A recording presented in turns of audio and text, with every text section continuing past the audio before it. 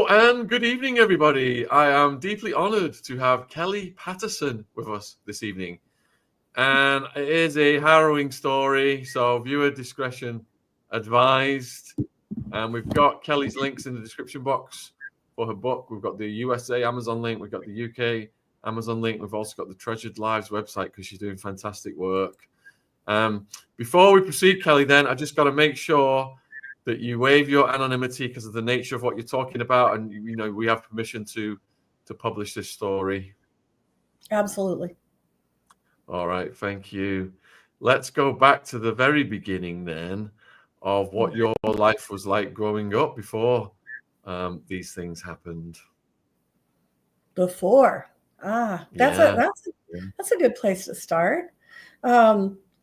I don't remember a lot before, but so I have little inklings of memories that are not good, even in diapers, and definitely very specific ones at age 4 is when the grooming began. So, but I could tell you that I come from an unusual situation, but it's not. It's actually really common. It's just not talked about. I come from a normal family, middle income, normal as we can be. I mean, at that time, Dad was a drinker. Mom played in a bar band. They were gone a lot, and I was even really young. I was left home to watch my brother and sister quite a bit. But middle age or middle income, young parents, small communities in the United States, very small, some of them. Dad worked for the government, so we moved a lot. So that's kind of that part of it. And so when you come out of that setup, people don't expect you to say you were elite trafficked.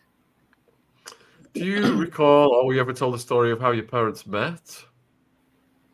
They actually grew up in the same community together. They are a background of they call them Germans from Russia, but they're actually German-Ukrainian, and with a bit of Jew in them. And they met in the small farming community in South Dakota of the USA, which is where I am now. So they knew each other growing up. And both families fled from Russia. Actually, my grandmother came straight to them. So normal. Okay, and how many siblings did you say? 2, both younger, a brother and a sister. I'm very proud of them. I prayed them into this world. How did that feel to have 2 younger siblings? Was the sibling rivalry, or were you more protective? Protective, very protective. That was really used against me. It worked really well to buy silence. What's your earliest memory? Your earliest memories? So earliest was being groomed at age 4, with the exception of something wrong in a diaper memory. But at age 4, there was actual grooming going on by a relative and also by the neighbor. And the neighbor in the community we lived in turned out to be the head over the state. Each state has a head over their organized crime. And he turned out to be, unbeknownst to the people in the community, he was the head over our state. And he took a liking to me. And with my parents gone so much, that was like flattering. And I was hungry for that male attention. So he, of course, picked up on that right away. And I think there was a lot more to it than that, maybe, but that's what stands out to me. And so he began to favor me. He was a philanthropist, really well known in our state as well. He hung out with, presidential candidates and so on. I mean, he was a bigwig. So being his neighbor seemed like a privilege, being his favorite with a little, even had like a nickname for me, and things like that. That all seemed like a privilege. And even other children in the community were jealous because I had his attention and they didn't. But of course, that turned out to be a really, really bad thing. And how long did that go on for with him?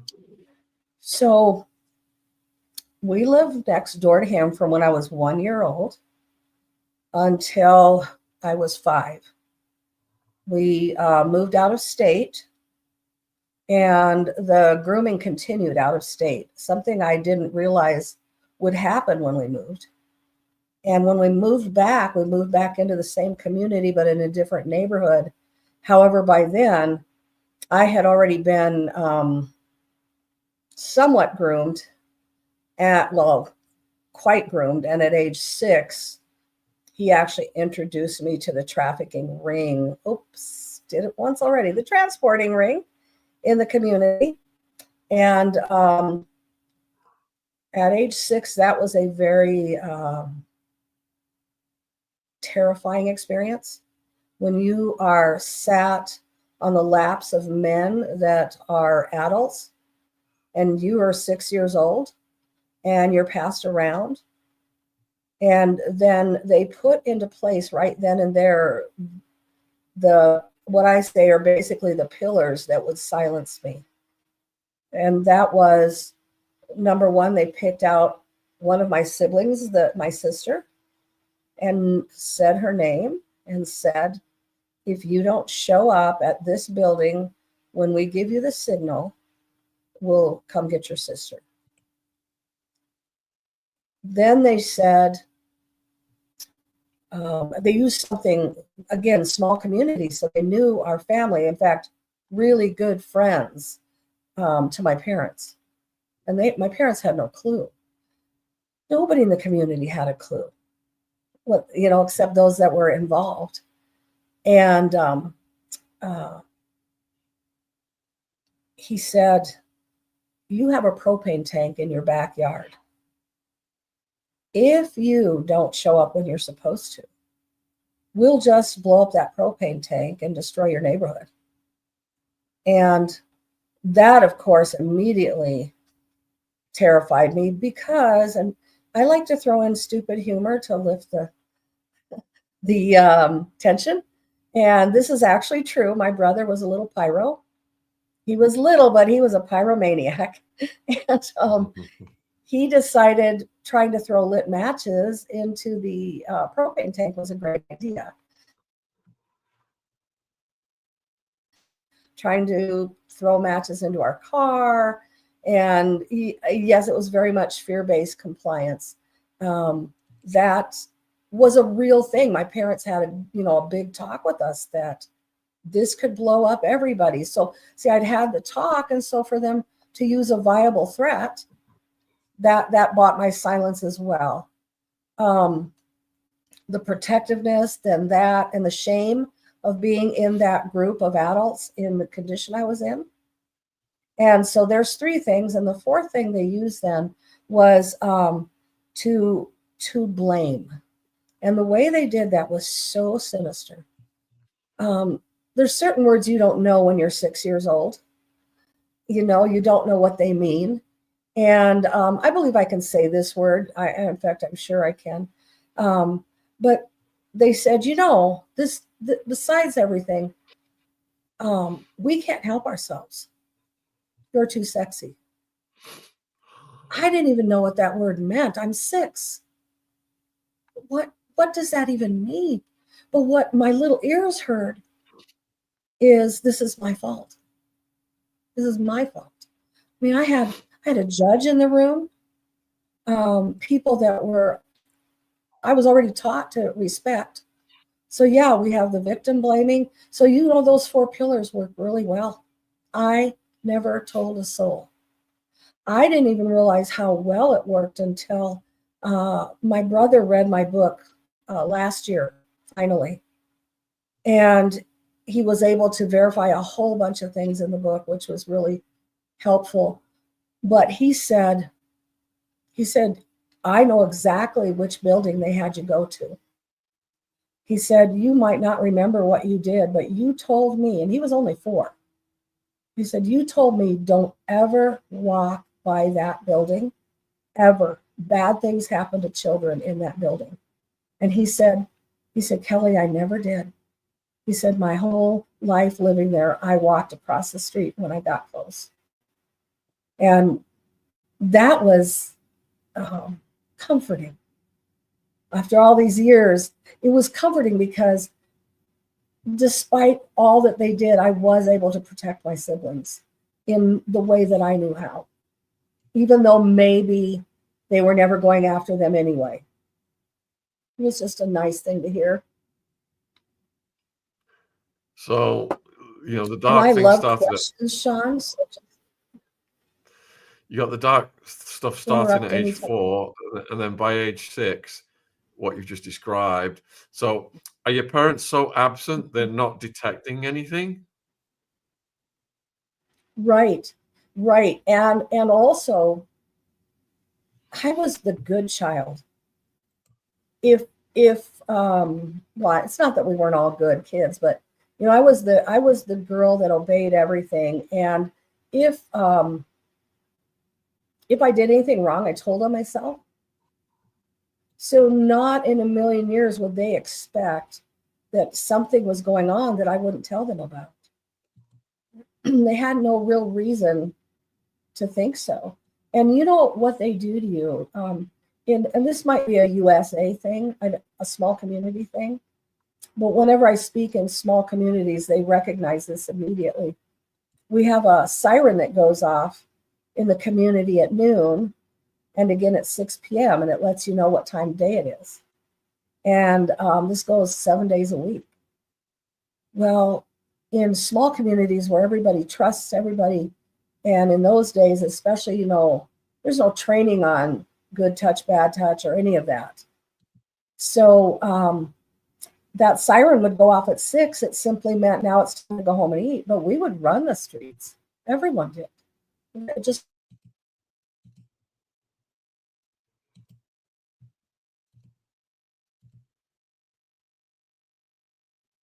Oh, you're still there? I think it's your internet's froze. Looks like you're frozen on the screen. I think your internet has gone. Viewers, have you frozen? Is Kelly frozen on your screen, viewers? Let me know in the chat. We're back. Oh, we're back. We're back. Was that both of us that went away, or just? It's your internet. Yeah, it's your internet signal. I wonder if is there any way? Okay. Yeah. Here is have you got any other apps open on your device that you can close? You've just got more internet strength. I may. Let me look. Yes, if there's any other windows you can close, let's do that. I'll close them. I'll close any window I can find. Take your time. We're fine. We're fine. You're doing great, and we'll get you a better signal. I do see one. There we go. Maybe that'll be better. Yeah, let's try that then. Maybe that'll be better. Sorry about that. Yeah. Okay. Yeah. Just keep going. You're doing great. Yeah. So you were talking, about your parents. Remind me where I was. You were talking about your parents being absent and how these people are completely manipulating your life.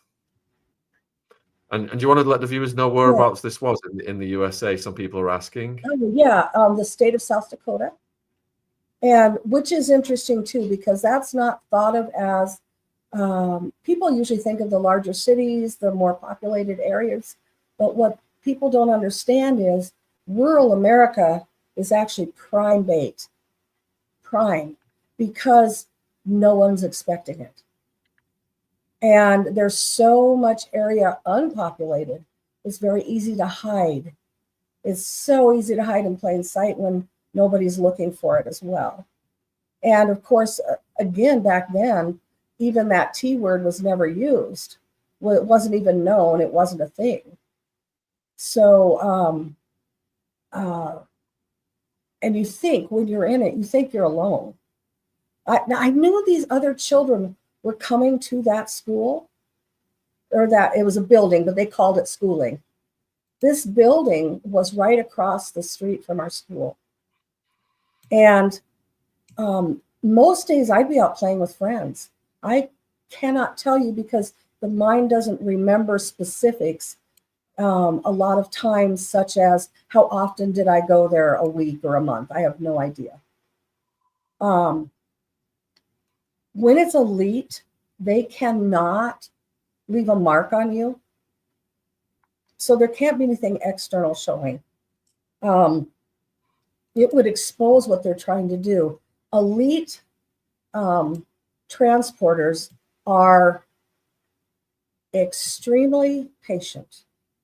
And I have heard that said by someone else, and I was pleased to see that someone else is understanding that as well, because that just tells me that if you are in it,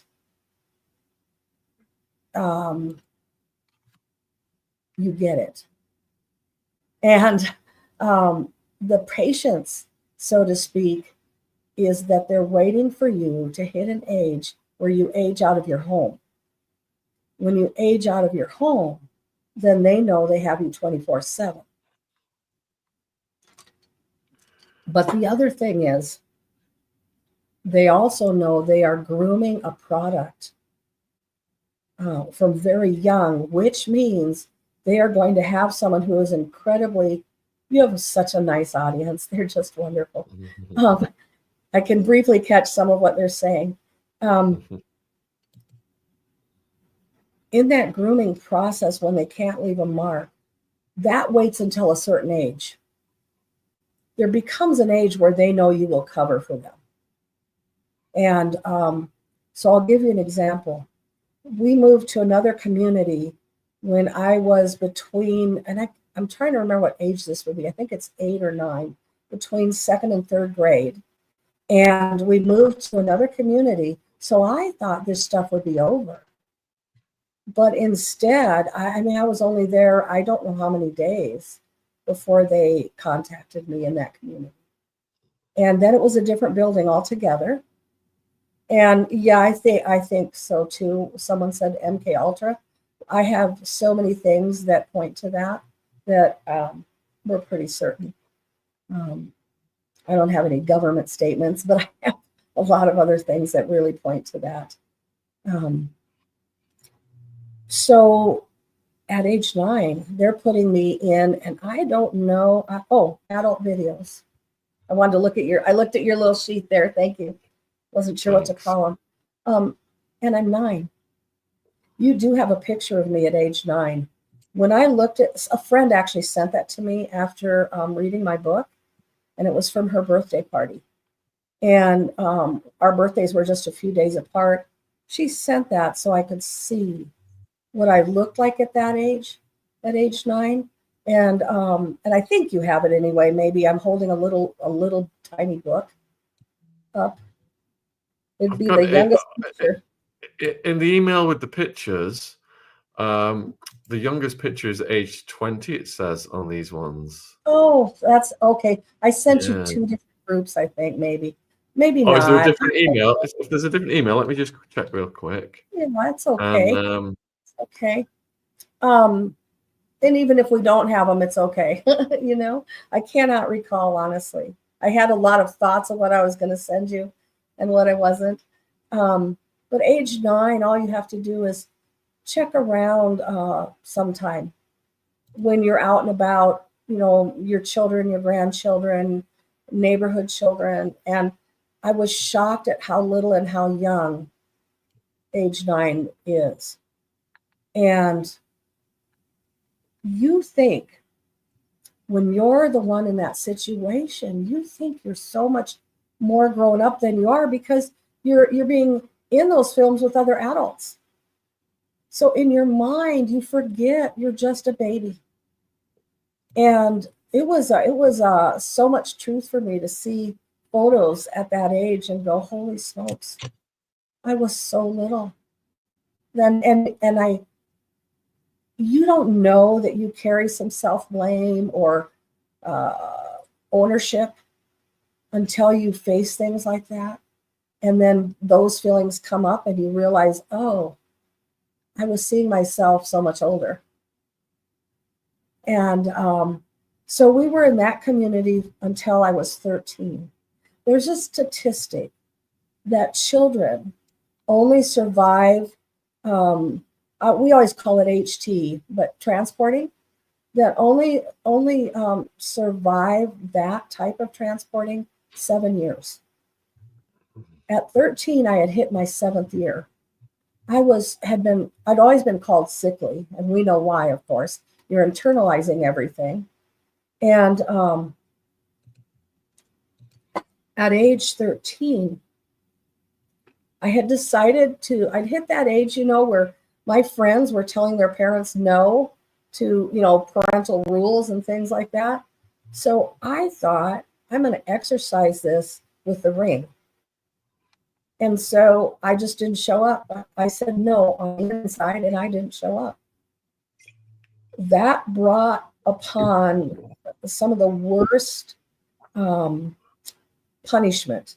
They realized I had reached an age where they had bought my silence long enough, and that I was old enough to make up a lie. And so when, they set up a gang SA, and then they set up a second one. And that was my punishment. Was the single worst thing I'd ever been through at that point. And it was very violent, the first one. I had red fluid everywhere. There were cuts down the length of my back, 3 of them, and my wrist. And so many things I could go into. When they dropped me off down from my home, I knew I had to come up with an excuse. And clothes were ripped, all of it. And so I had a brand new bicycle, which wasn't, we were not a rich family, so that was a big deal. But I had to have an excuse. My life depended upon it. So I took that bicycle and I picked it up and I threw it down over and over until it looked pretty marred up.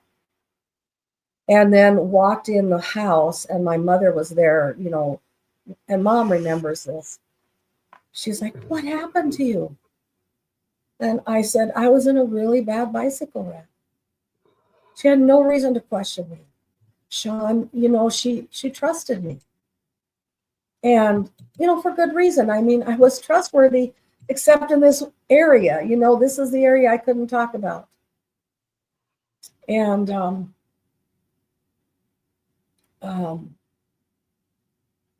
she offered to help me with my wounds, and I said, "I got this."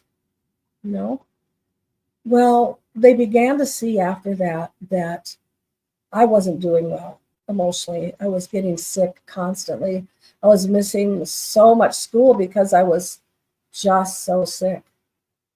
And then bullying began to happen, and the bullying came from the story getting around. Of course, the story was that I wanted it and all of that. And I'd never been bullied in my life. I was always in the popular crowd. So getting bullied was killing me emotionally. I was just emotionally destroyed.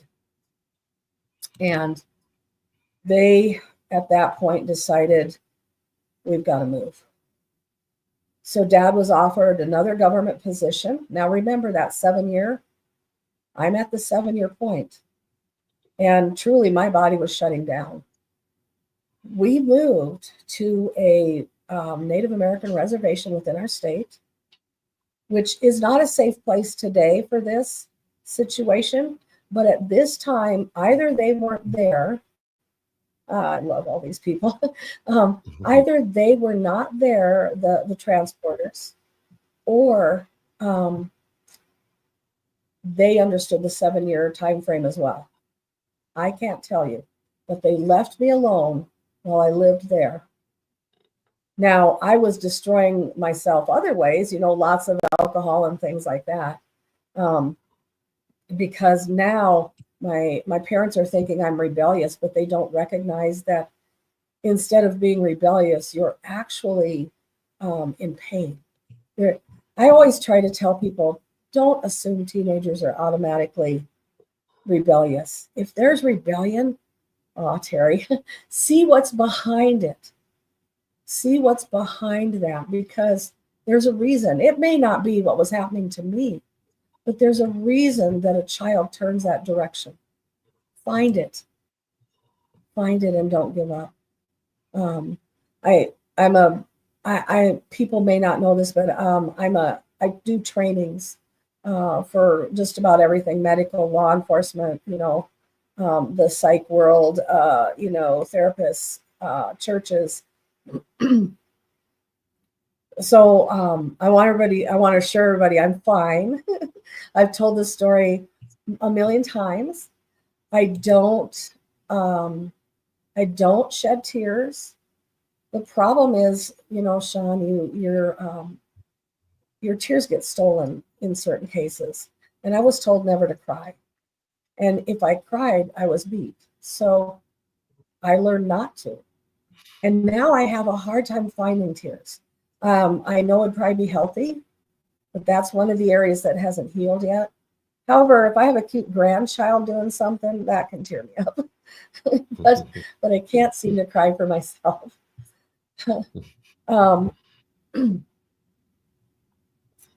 So we moved, and I had a 3-year reprieve. There was a lot that happened in there that I put in my book, just because it is important to where things ended up, if you want a long story. But for our purposes, it doesn't matter so much. We love long stories on this channel. We tell the guests never cut a long story short. Oh, I didn't know that. Yes. I've watched you quite a few times now with things that don't have to do with this topic, or they do, but they don't relate to me. I had told Sean before we came on that I've really tried to not watch other people's stories. I've had a lot of names said to me. And in fact, I think the one I really watched so far was Marley and or Zara Marley. Yeah. And then a little bit of somebody I don't know. I don't recall. But I will probably now that I'm getting my story out here, not just in the surrounding states of South Dakota, and I have gone to like Michigan and Washington State with my story, but that's about it. A couple of book sales to the UK. That's been about it. So I was always told I was eventually going to be international. I have traveled internationally when I was younger, so I look forward to another. Hopefully that will happen again in my life. Get a couple of body things fixed first. Anyway, was probably more, well, this piece might be important. I got in trouble on the res, and and I love the res, your body remembers everything. I can go to any reservation anywhere, because I have done this, and sleep for days because nothing happened to me on the res. And so it's my place of solace and peace. Take me to a res any day, sit me in the middle of a powwow. I'll probably fall asleep in the powwow. I mean, I was hired for years. I was going to one reservation particularly and working with survivors. And we'd have to give me the first 2 days to sleep. They literally paid me to sleep so I could work, because I couldn't stay awake, or I would work at night. It was just awful, but it was very healing. And it was really, I love The Body Keeps the Score. I read that after I mentioned this to somebody, and they said, you need to read that book. Great book. Great book. I love that you put so many people's comments up it, because I've got like a phone in front of me when we're doing our podcast, and I'm trying to see what others are saying. And this is really handy right here. I don't know. The energy is different, for sure. It's a whole different spiritual atmosphere. But I also want to be, really open. I've been a pastor for over 20 years.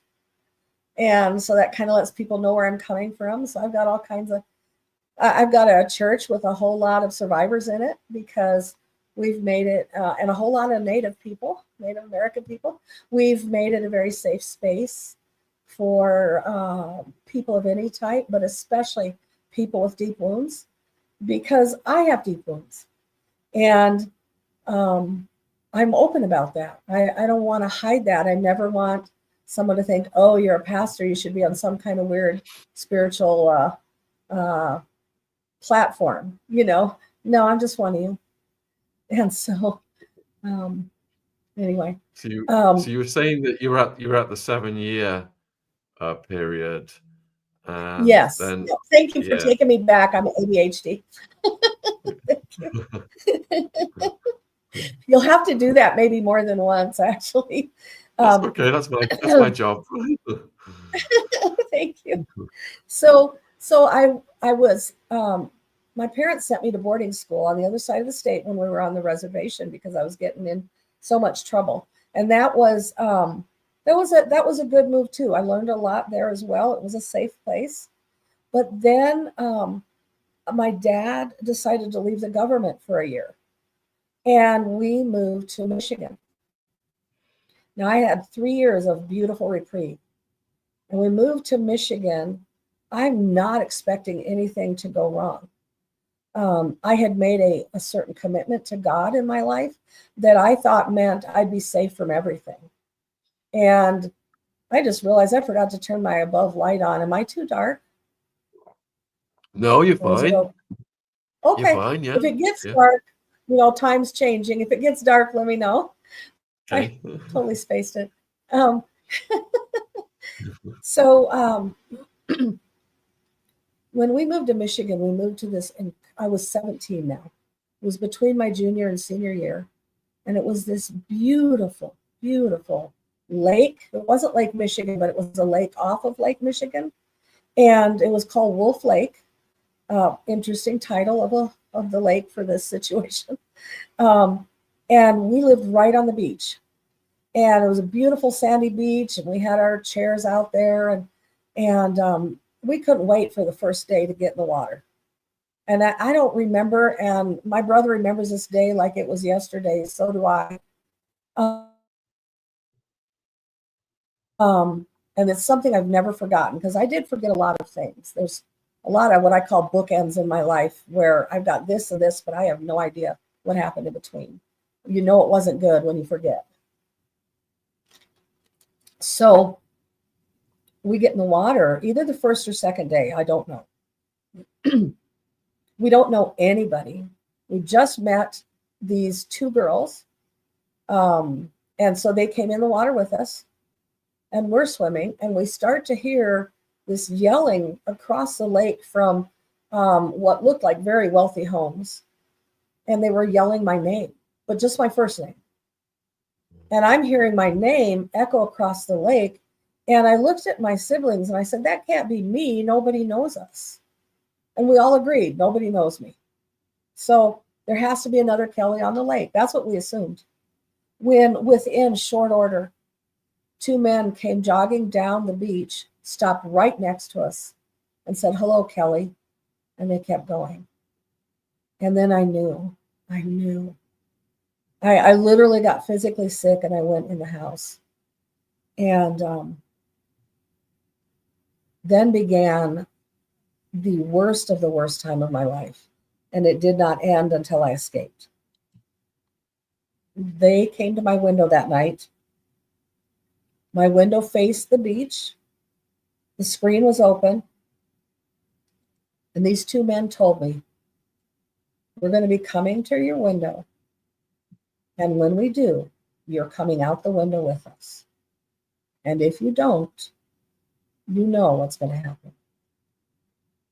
There was a path behind our home through the woods that went up to a truck stop area. It wasn't like, it was just a place they pulled over. There weren't any buildings or anything.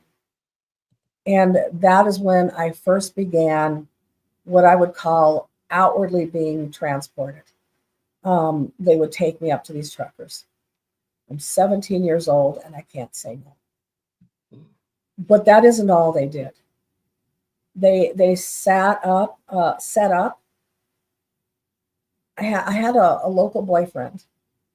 I'll never probably know his involvement in this, but they set up a situation where he and I were out on a date. And I didn't realize the setup, by the way, until I was writing my book. I didn't really understand the setup, but it's something I've never forgotten this incident. It wasn't one of my blocked memories. But he and I were lying on the beach of Lake Michigan, but under these trees. It was a special area. Interesting, an area that I've gone back and visited since when I spoke in this community. I actually was called to speak at the very community. There are no coincidences. These people had no idea I had lived there before. I'd never heard of this organization before, and they found me on some no one's ever else called me from some speakers list that I was on. I was actually able to help law enforcement in this case, and I'll make sure I share that, Sean. Make sure I don't space it. So on that beach, we're kind of, laying there making out. And the making out of my day, which was kissing, and he's on top of me on a blanket when we hear motorcycles. And they were loud. And he looked up and he goes, "Oh my gosh." He goes, "Just do not look. Don't look at them. Pretend you're lost in my eyes. I'm going to pretend I'm lost in yours. We've got to pretend they're not here." And he named this motorcycle club. They were a 1%er group out of Detroit. If you're familiar with 1%ers, they wear a patch that says 1% on it. 1%ers are open to doing anything and everything illegal. All of the 1%er groups are involved in transporting of anything. Can be humans, can be, I don't know what you call this, but I'll say medication. Can be, just all of this stuff that's illegal or illicit. And they surrounded us. And that turned into a gang essay from the motorcycle club. And literally did not know this person, but I could not get the face of the lead MC guy because he did not look like the rest of them. I couldn't get anything about him out of my head. And this led to a forced abortion. The boyfriend took me. The boyfriend also took me to that clubhouse of theirs. The community we were in had one of their secondary clubs that they would come and stay for a part of the summer. And so for that entire summer, I was made to do exotic dance and take care of them. It was just all SA. I mean, what else are you going to call it? So between them and the truckers, I was exhausted, busy, and miserable. I remember being in the water of the lake behind me, and a couple of memories that are very clear is God hates me. And I was so mad at God because I didn't not believe there was a God. I wasn't really raised to believe in God, but somehow I just did. But I was so angry at what God would allow this. And he must hate me if he is, right? If he really is, if he really exists, he must hate me. And that's where I was at.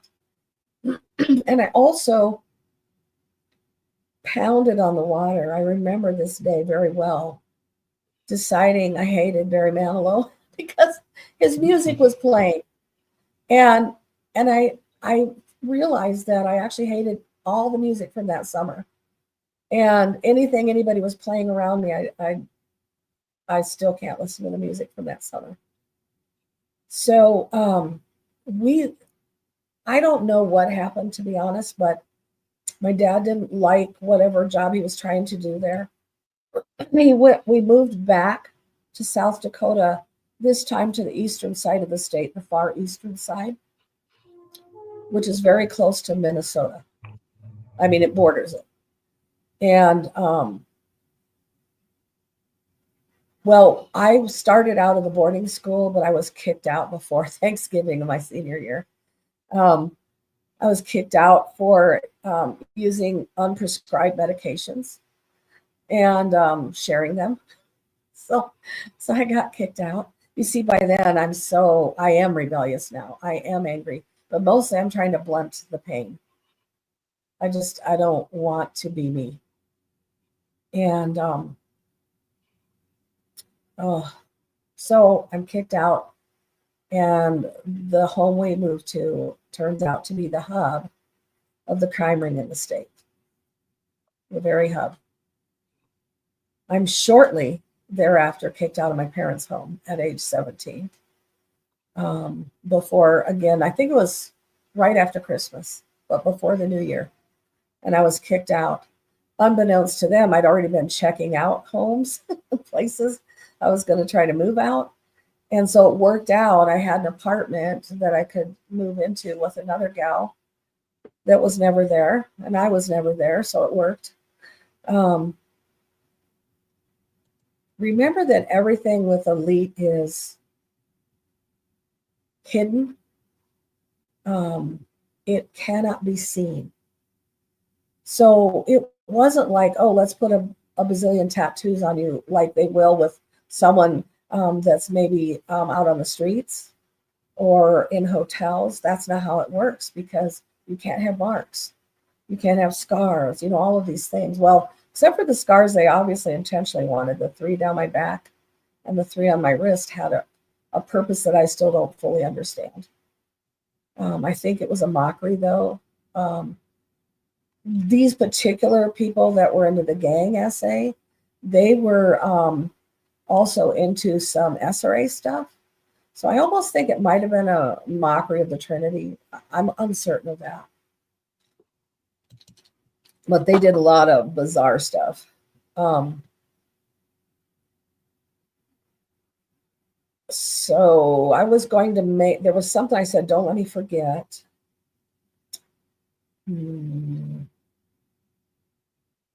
Well, you know what? If I have to remember, it'll come up, right? Yes. It was something about this. So you were talking about bizarre stuff. Do you mean like rituals and things like that? Yes. Yeah, I wasn't sure I could say that word. Yeah. They were very much. I mean, so here's how. So I was extremely dissociated, which I'll take you back to age 6, how that worked so well. They taught you, like a light switch, the old fashioned kind that just goes up and down. They taught you how to flip that switch. They literally intentionally showed you how to switch. And when that siren, that's why I was bringing the siren up, would go off at 6, I would, if I was in their schooling, I would immediately get dressed, flip the switch, go home, and tell the mom and dad I'd been playing with Susie all day. There was no way for them to know any different. Well, by now, because of Michigan, I am really adept at flipping that switch.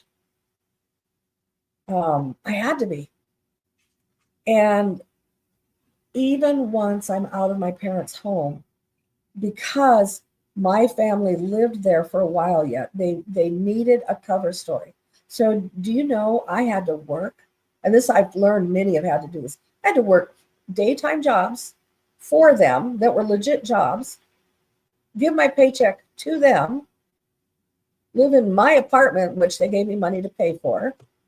By the way, they barely gave me food money because they didn't want me eating. I weighed 98 pounds, and that's where they wanted me to stay.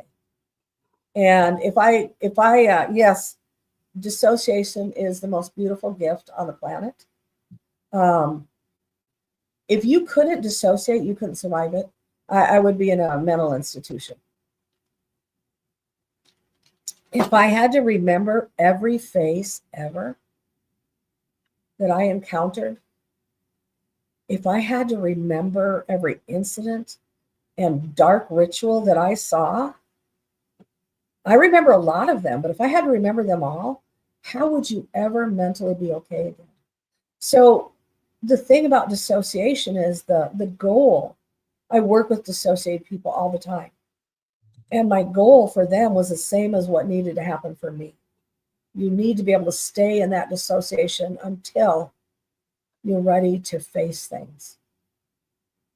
Once you're ready, then you can begin to integrate those fractured parts. But I'm fully dissociated and living two lives now.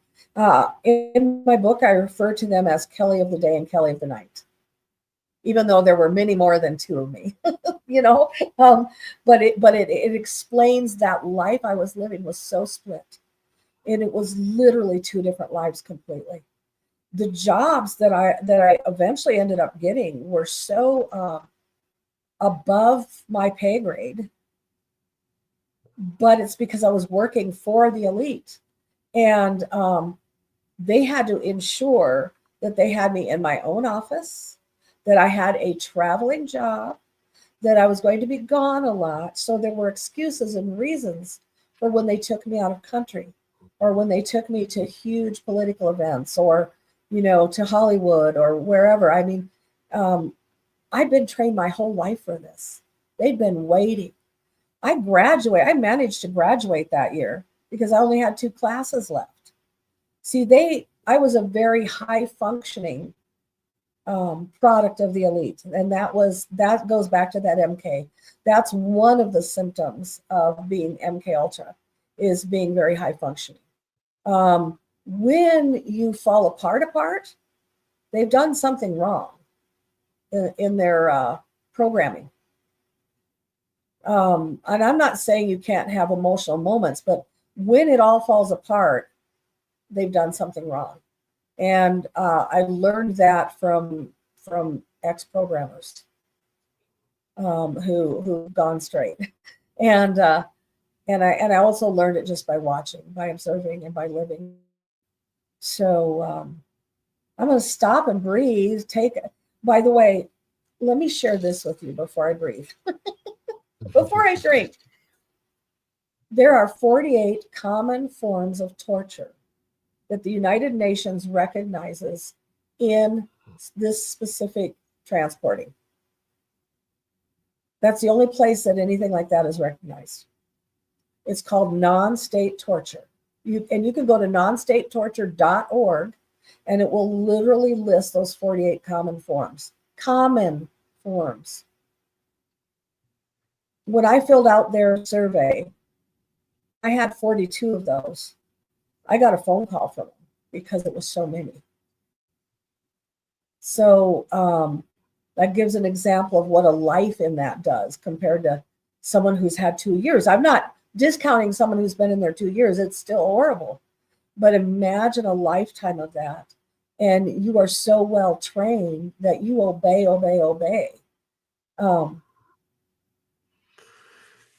Earlier on, then, you mentioned...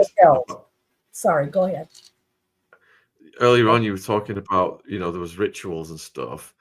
How ritualistic were those elites that you encountered? So that's a good one. I will share this. I drink this like nonstop because water was withheld in that's one of the common forms. How ritualistic were they? It depended on who you're with. This was the interesting thing about this. Now, this is organized crime elite who are also ritualistic, but they are also connected to as high as it gets. I'm very careful because of threats to my life that I've had. So I have to be very careful what I say, but I have actually drawn out for former operatives in CIA a chart of as high as it goes. So when we talk about, for instance, Illuminati, there is a group above them, directly above them.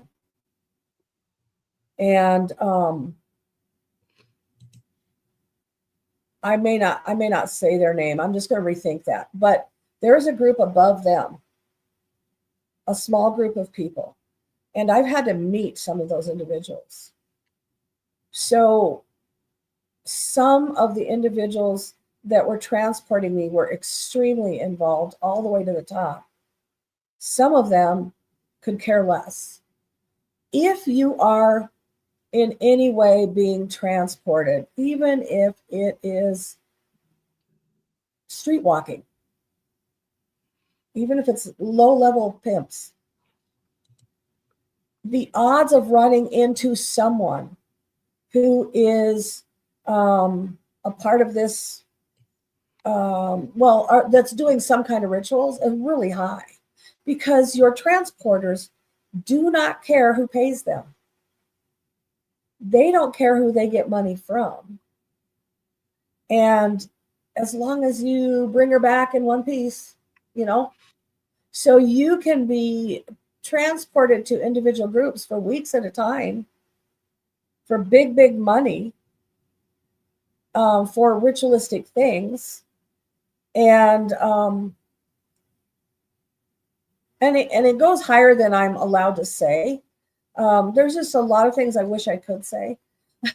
And someday maybe I can, but there are certain things I have been warned for my own life to not say. And so I try to be very careful with what I share. And it's not my life I care about, but I've got children and grandchildren. And one gentleman in the CIA and another gentleman in FBI, and another one that actually worked for our president told me, if you share this stuff, we have to get you round the clock security for your children, your grandchildren, your great grandchildren. And this may never end. It's better you say nothing and keep doing what you're doing and expose them on the level that you are. So that's what I'm trying to do. I hope that makes sense. No, you're telling your story. You're telling your story really well. You've got a really warm energy about you, very positive. Yeah. Thank you. Yeah, when you have survived the worst, life is so good. Even when, like, I suffer tremendously physically because of what they've done to me, because it started so young. I have so many ailments. I have 10 diagnosed autoimmune diseases. My specialists have never found anybody with that many.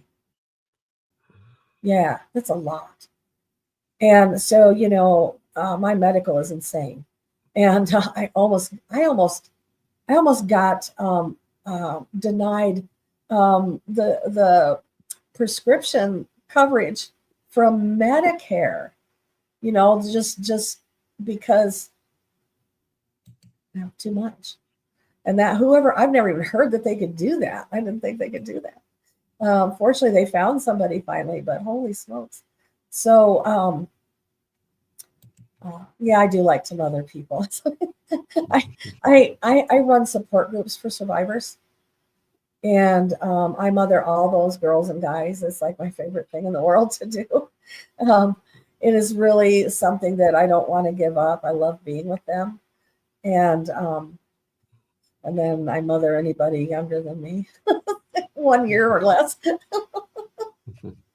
Yeah, you can be older. I might mother you too, Sean. You need one.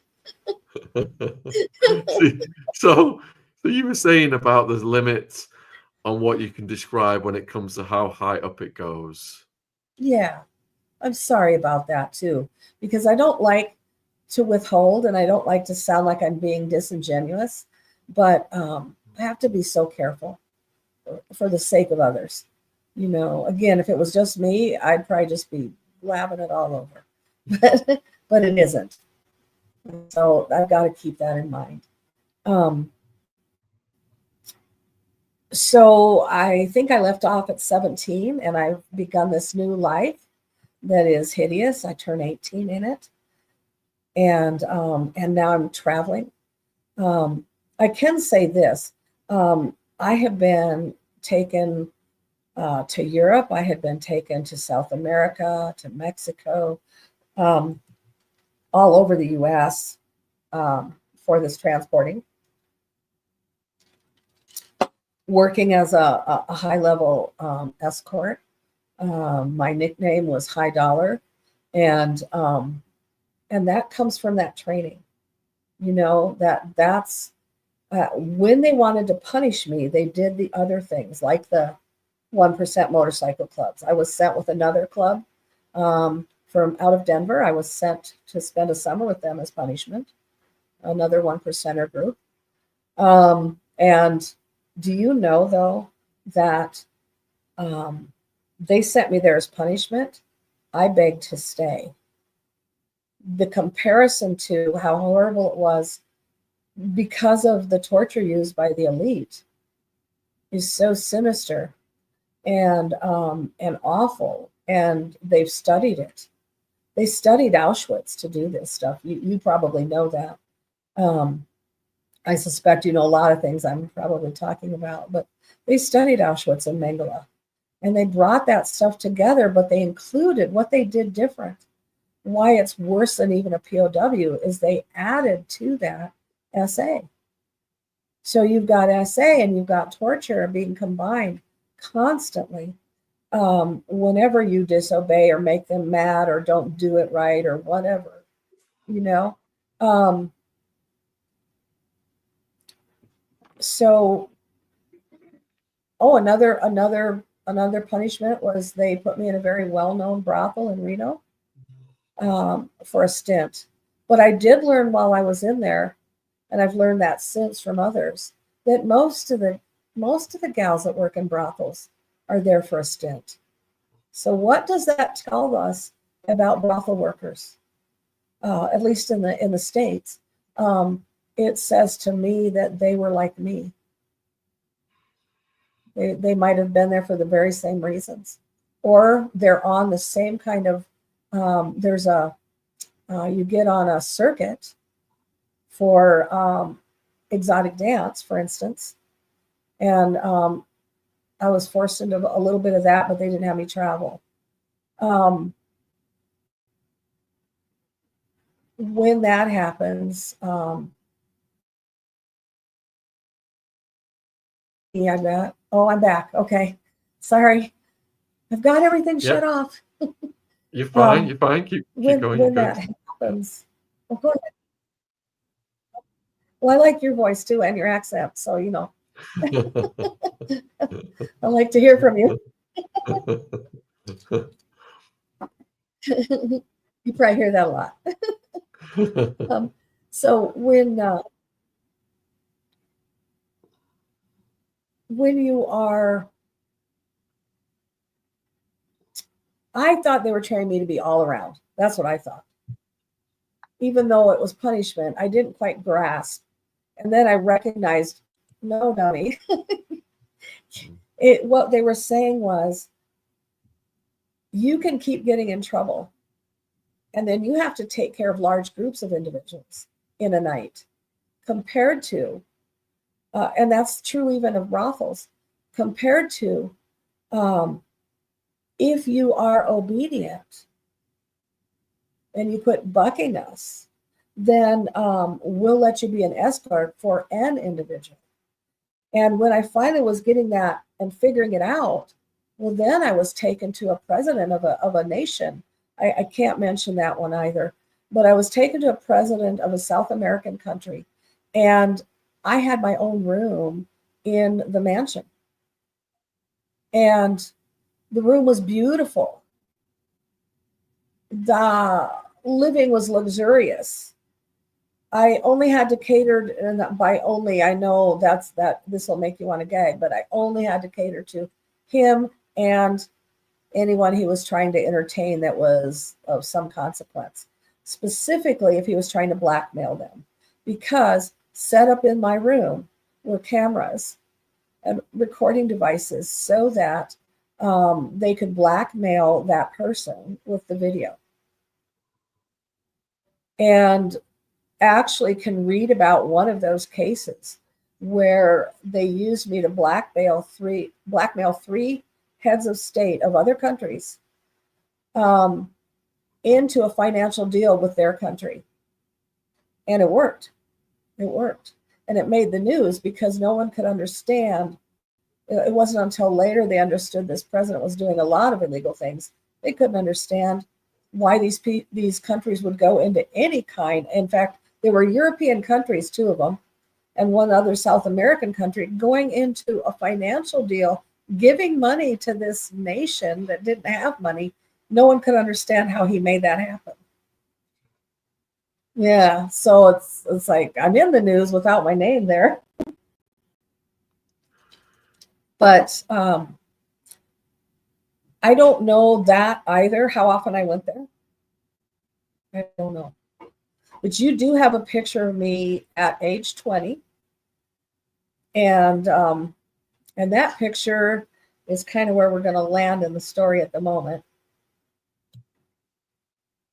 I also was coming in and out of country, and being taken to Hollywood and to rock concerts around the country. And it's okay. You take your time. I'll keep talking. Oh, there we go. Nope, not that one. That's the escape. Let me see. Could be maybe a partial picture. I tried to resend it to you in a white dress. Oh, yeah, that one was age 22, the one that's on the screen. Yeah. So yeah. I've got one here, age 20.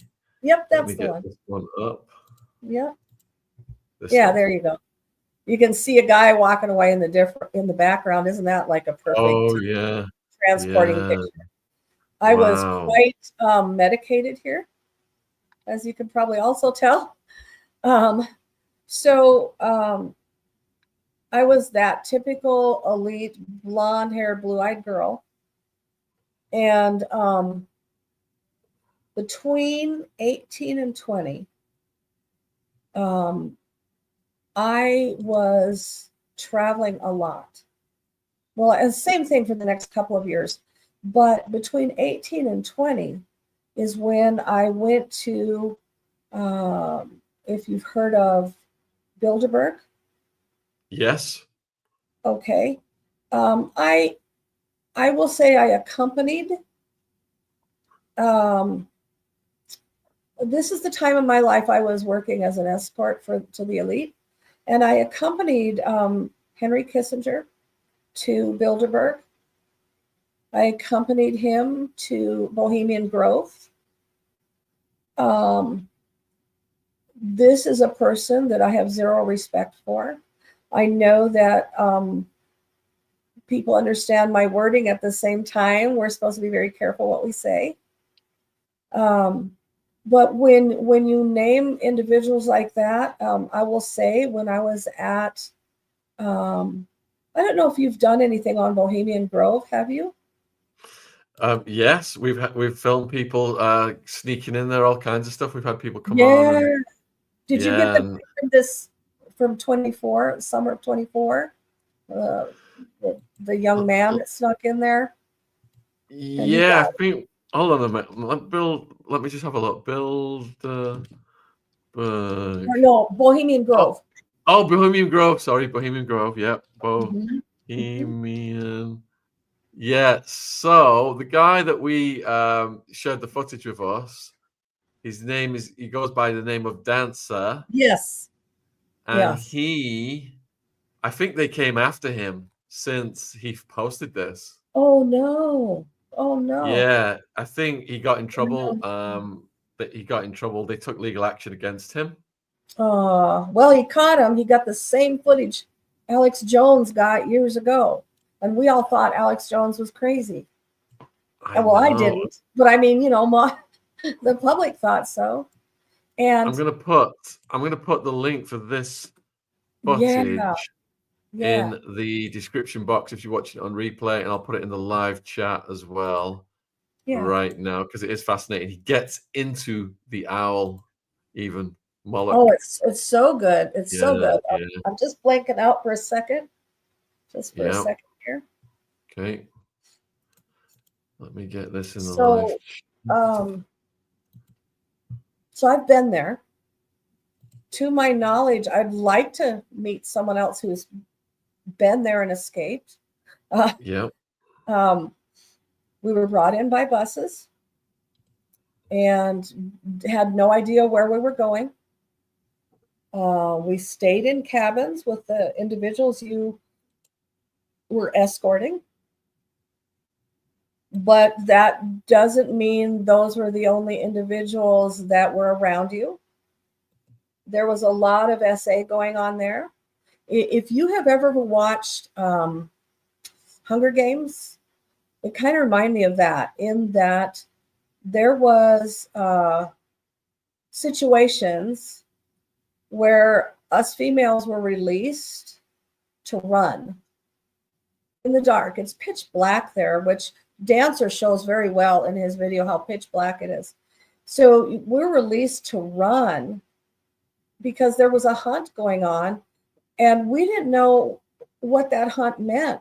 Did it mean they were going to, like, actually yeah, you can add Gerald Ford to that. We didn't know if it meant they were going to track us down like an animal and unalive us, or if it meant, we didn't know. Of course, what it ended up being is whomever caught you got you for the night. And those hunts happened more than once.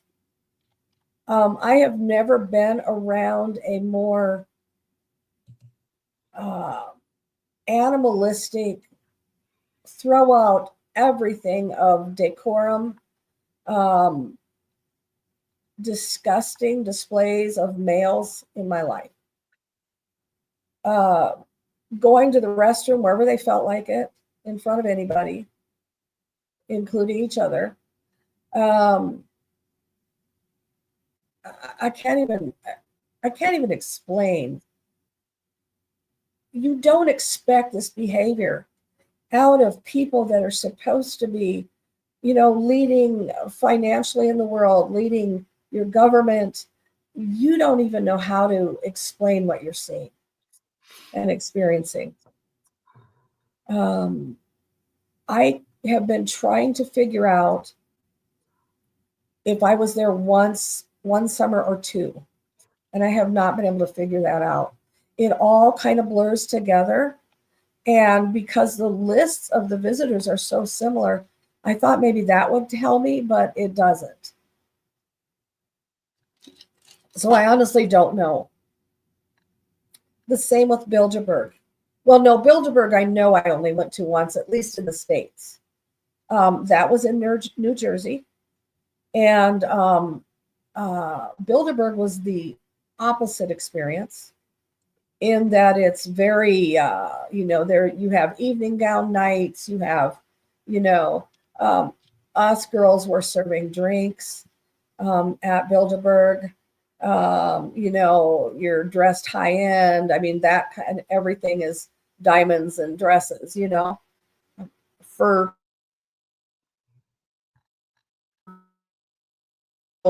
outwardly the experience was completely different, but inwardly you're still experiencing the same monstrosities with individuals.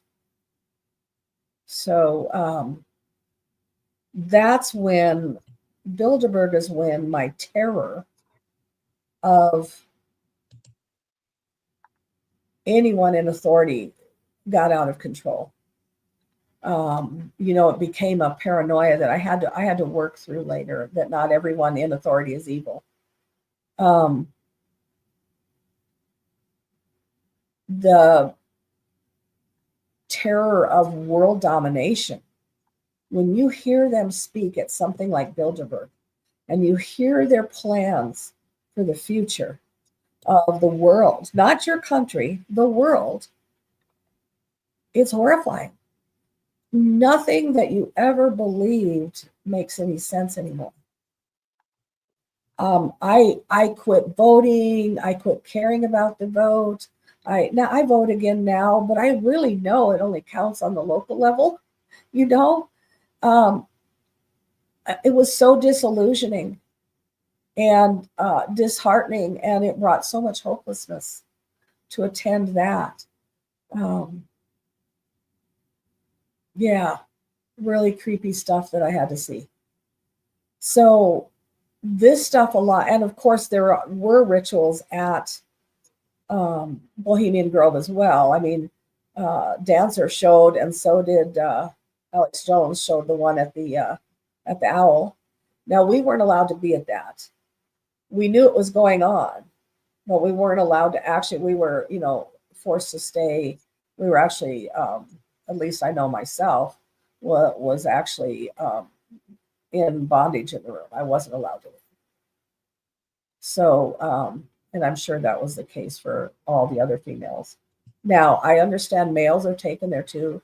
I did not see that then. No male escorts. But I've heard that there have been, since. And that wouldn't surprise me. Nothing surprises me at all. So you tell me, do you want me to move on through my story? Do you have some questions? I feel like I should breathe and let you talk. So generally what we do is the viewers have been putting questions in and I've got them ready, but we prefer it for you to get through your story first. Oh, okay. Otherwise, we'll just go off on side tracks. That works really great. It's nice when you take us on the journey of your story in the order it all happened first. Okay. That way we're with you chronologically. Oh, that works really great. Okay. And I've been having a bit of a sore throat, so I'm sorry about that. You're doing great. So let's see. So 20. So and this just a lot of this continued through to age 22. What I didn't mention in the middle of all this that is really kind of, it's bizarre, but it isn't, because it happens so often. And that's when I escaped, by the way. That is literally a picture of the night I escaped. That was at my cousin's wedding. She sent it to me. I didn't actually know when I escaped. I knew what age I was, but I didn't know when in that age range. And she said, I know exactly when it was because I had escaped to Oregon. And she said, you came to my wedding. You were in my wedding. I've got a picture for you. And she sent this to me. And she said, you came packed for Oregon. She said, I was so upset with you at the time because I thought, oh, she's just going off chasing those unprescribed medications. And, because she didn't know what was really going on. And it just hurt her heart to realize what was really happening. But it again blessed me because I have a photo of the day I left. So it's kind of cool. But I had, when we moved to that community that I said was the hub, so I'll back up a bit to age 18 or 17, actually. The first day of school, my senior year, I met a guy who just impressed me and really Romeo'd himself into my life. After having been bullied that one year, I was terrified of ever being bullied again. And they knew that about me because they watch your life. They're there, they're in your life. And he told me if I hung out with him, I would be safe. But that if not, I might be, he told me all kinds of horrific things that might happen because supposedly the medication enjoying individuals had been warned that a narc was coming to town, and he was afraid it was me.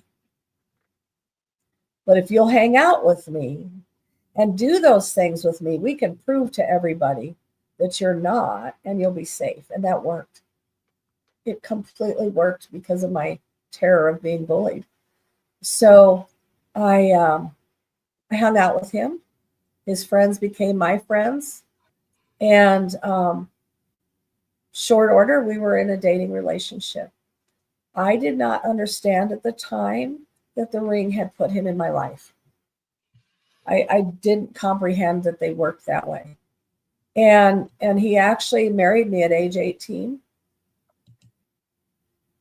And I have learned since that time from all of our mutual friends, especially my closest friends, that he was always coming up with excuses, and they weren't nice ones. It was like why I was rejecting my friends because I didn't like what they were into, because I didn't like this or that about it. It was always something harming my relationships, and their feelings would get hurt until I came back again. And he was like he was more like a gopher than a handler. But yes, I mean, he was my handler in that he was always there with an excuse. He also put me in situations that were set up. So he was a type of handler. They're right. I did have two handlers that were actually law enforcement. They were sheriff's department deputies. And nothing like having law enforcement as your handlers to keep you silent and obedient. And thank you. Apparently, I'm getting dark. That was my husband. He's amazing. Not that husband, the good husband, the wonderful husband that I've been married to over 30 years. So he was there to provide excuses when I disappeared for long lengths of time. I really didn't realize. I had two children with him. It's such an awful scenario to be surrounded in such a way that it was probably the last thing I faced. And so there was always someone to explain. And even our honeymoon began with the worst, just awful. I was taken to a hotel. We were supposed to have a honeymoon. And the first thing he did is give me a hallucinogenic. And of course, I'm going to take it because I'm always trying to disappear. And they were using those things on me anyway, constantly. In fact, someone I was in with films with at that time, we also put out 18 films during that from age 17 to 22. And they were very big budget films. And someone that was in films with me,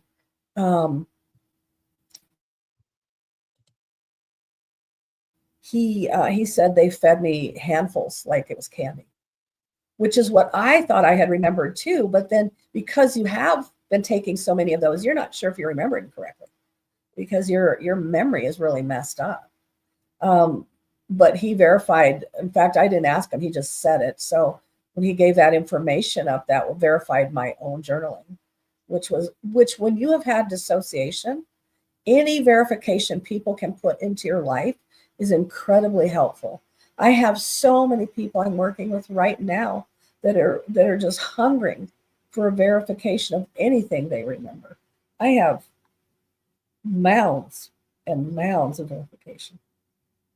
And I always hope that for others because it's you just don't trust your own brain. It's funny, I look like in this chair, I can't remind myself of I don't know, I should take out a book and read to somebody now. Looks very comfortable. It is super comfortable. I love these high back chairs. So on our honeymoon, I was actually flown out. Well, I wondered about the hotel we were in because I saw ladies of the evening were standing up and down the hallways. And then he said, I'm going to leave. I'll be right back. And I never saw him again on the honeymoon. And I was flown to Minneapolis to a very specific concert of a huge, huge rock band. They're still huge today. And I was their entertainment for the evening. Something I didn't realize rock bands did. This particular rock band, I was around more than one time. I was with them when their most famous, and I wish I could name them, but we are actually in some legal stuff with this. So I was with them when they recorded one of their largest songs that is still one of the top famous songs in the world. But because of legalities, I'm sorry, maybe one day I'll be able to say, maybe I'll never be able to say. I don't know. I want to, because I don't want anybody listening to their music. That's what's driving me crazy. Because there are things behind their music that people don't realize is in the words. And a lot of ritual stuff I wish I could talk about. In Hollywood, it's just off the charts. But I also was an escort for a lot of incredibly famous people in Hollywood and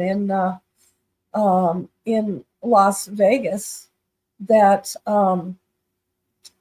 some of them everybody would suspect, and some of them nobody would suspect. And I think that some of them thought, oh, if you're an escort, you want to be here. You see, you have to be in those films, to be an escort, you have to be the best actress ever. I should have been in Hollywood. I wasn't looking to be. But, you have to be able to act. You've got to be able to convince the person you're with in the moment as an escort that they are the most important person in the world, that you find them more charming than anyone else, et cetera, et cetera. It's all garbage. You don't mean an ounce of it. You're lying through your teeth. Maybe one or two cases where they weren't too horrible looking. But, most of the time it's just a pile. But it's what's required to live. And even more so, it's what's required to not be tortured. Torture is worse than being unalived, by far. And even if you read those 48 common forms of torture, you will be horrified. And anybody can look it up. And to say that there's far worse stuff that's even listed is the truth.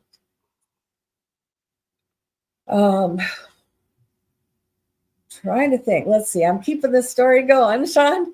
Let me think here. No, you're doing great. You've told it all in the you've really built it up and told it all in this order where people are hoping that you're going to get out of this somehow, and it just gets worse and worse. And people are really, you just got nothing but love coming in the comments and in the chat, and people are rooting for you to get, somehow get away from these monsters at some point here. Yeah, we're almost there. Okay, good. There. We want some light in the darkness. Yeah, there needs to be, doesn't there? I've told a joke or two by now, but I forgot. And they're usually dumb jokes. I'll just tell you that. Or they're accidental jokes. That happens too. I hit myself with a mic or something. Oh, let me show this though, just for joy. I got a pink microphone this weekend. Silly things make me happy.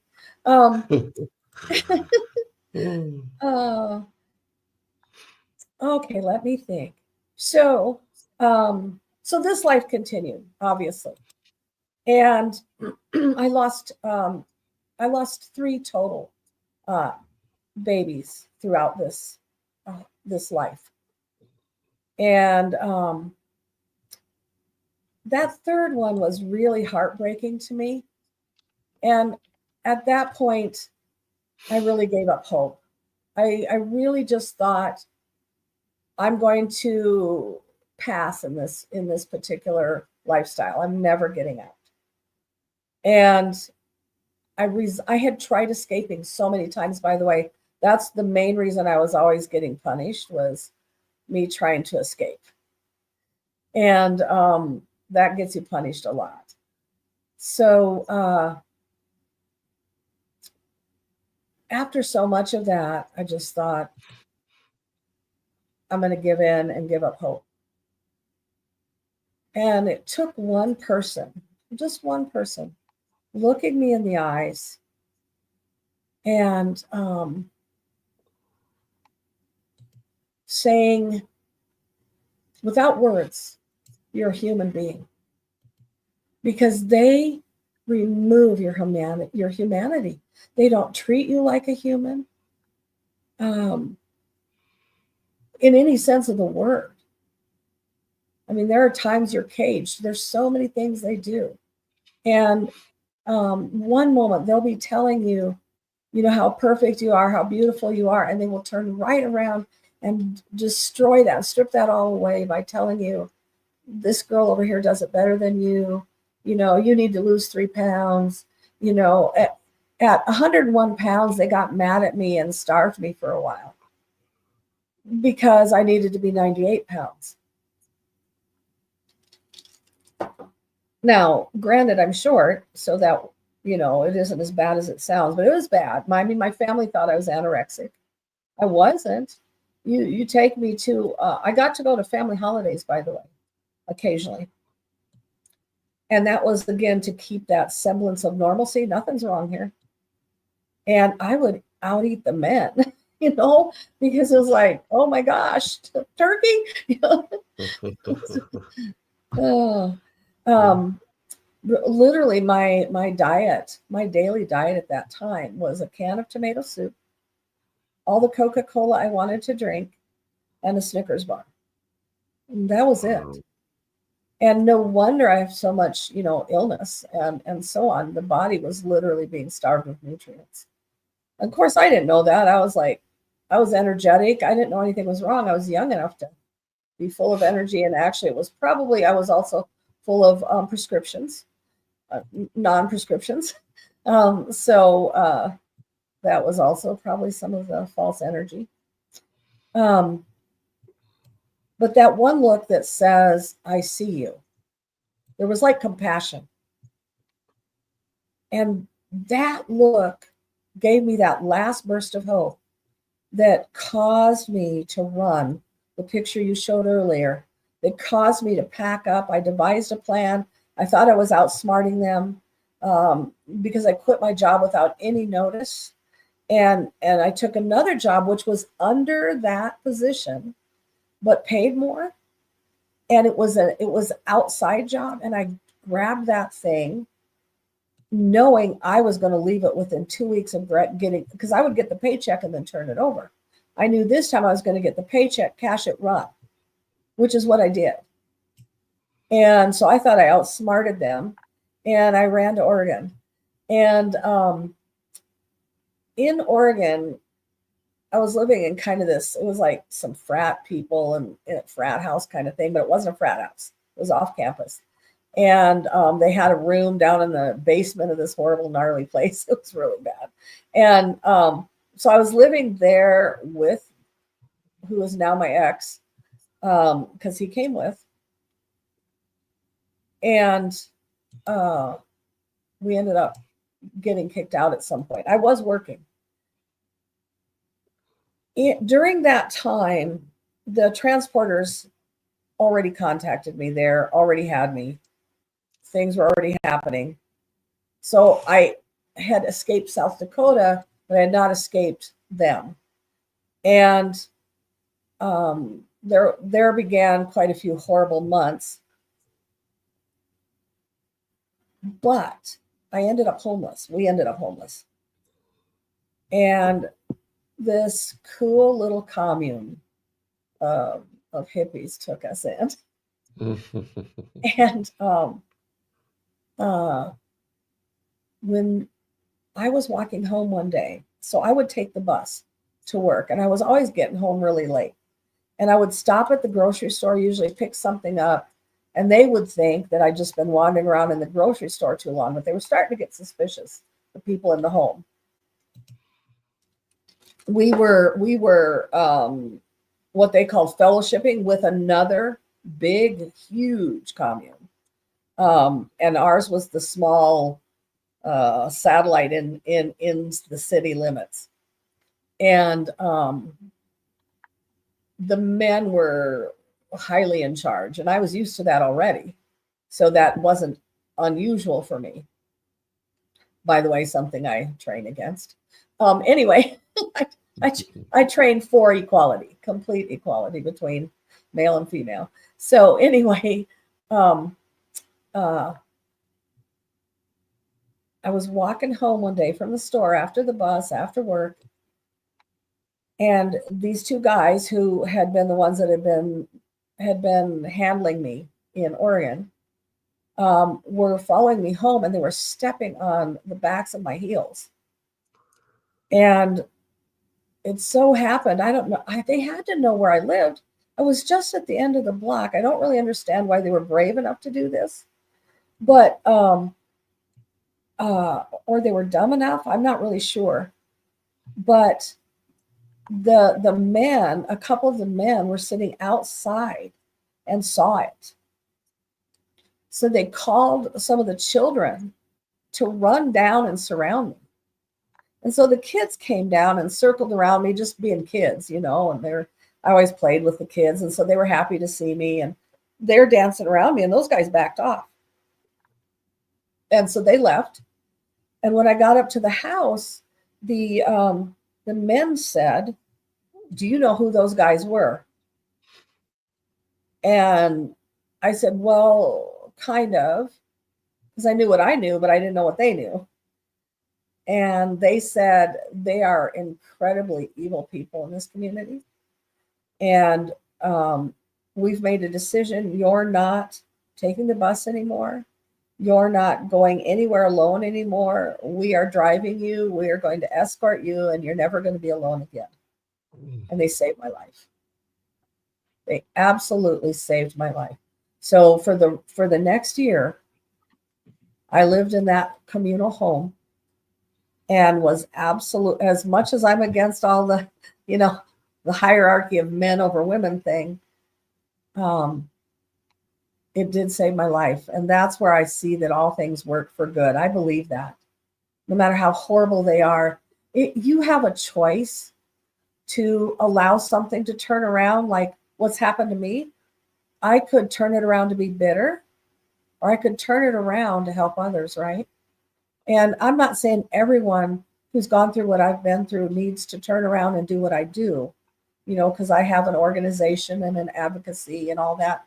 I'm not saying others have to do that, but you can do something good with what you've been through, one way or another, whether it's with your family, whether it's just you becoming a better person. We always get to be bitter or better. So there's my happy ending, because I have no idea why to this day. I have some ideas why, but I won't go into them. Those people who helped took me back. Yeah. Those people who helped you, did they kind of restore your faith in human beings? Yes. And in God. Remember, I was mad at God. I can't say I hated God. I thought God hated me. I was so angry. And it turned all of that around. Human beings, God, it all changed right there. And I was able, I got pregnant at the end of that, and was able to carry this baby. And that's when I decided I'm coming back to South Dakota, where my family is. I wanted, I've never had a baby before, and so I moved back, and they left me alone, and I divorced him after I had the second child 18 months later, and divorced him,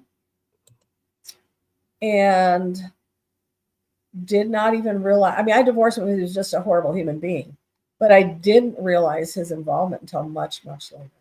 And it is a miracle that it's not that they haven't threatened me, because they have. Up until about a year and a half ago, once we had texting, I got an annual text from the Ring. I got phone calls from them. The annual text was calling me by one of my stage names. And my stage names were not easy because they were always two names and they were spelled funny, and they would spell them perfect, call me by them. And every year it was a different name they'd pull up. Nobody knew those names but myself and my current husband, the good one. And they would send me this bouquet of flowers, and then it'd say, "Thanks for last night." I mean, just being jerks. And and I would block them, and they'd break through the block. And a year and a half ago, those quit. I know why, but I can't say. We'll just say someone is no longer around to bother me. And I didn't know that's who was sending it, but now I do. I believe I do. Now watch, I'll get one this week because I said this. I don't know. I mean, I've had bullets laid out for me. I've had, set on my book or right next to my book. They let me know they know where I am and what I'm doing. Yeah. But I'm here. And they're letting me do what I'm doing.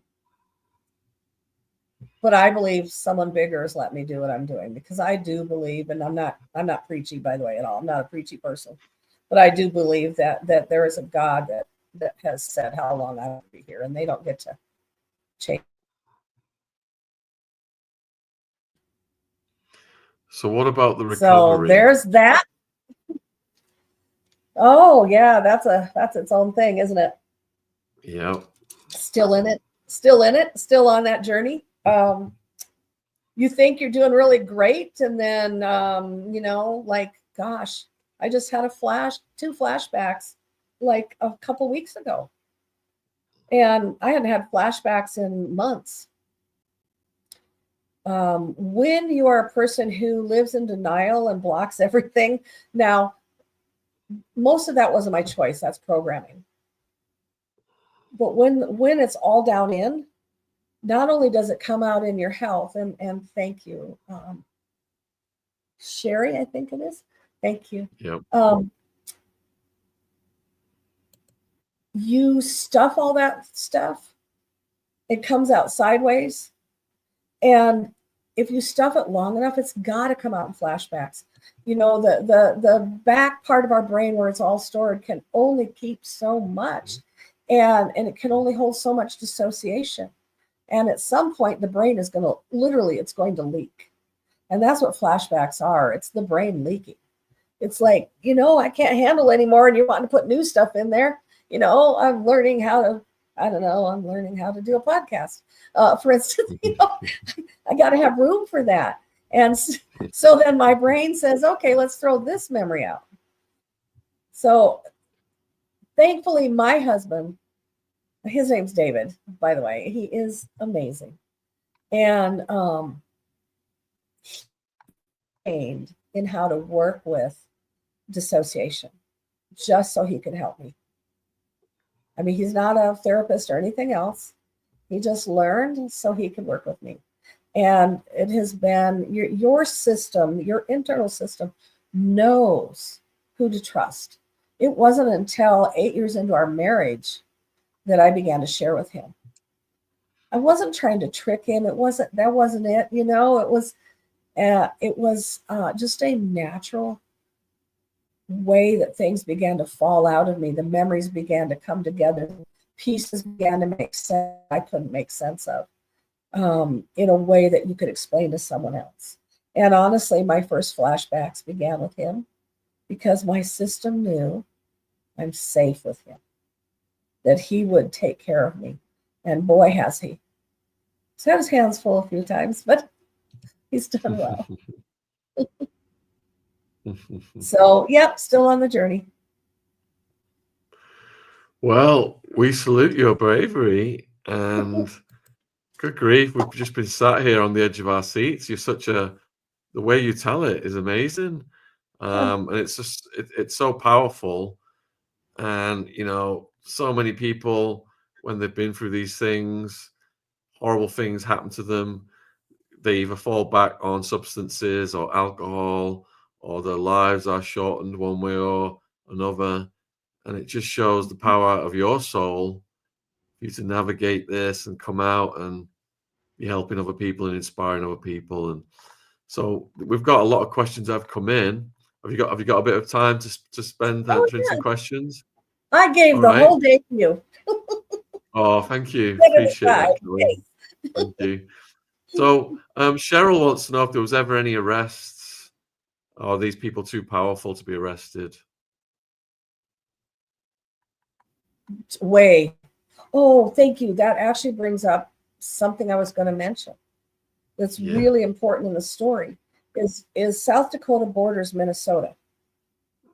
When I moved to that side of the state, remember I mentioned something about the face of the guy in that first motorcycle club in Michigan that I couldn't get that face out of my mind?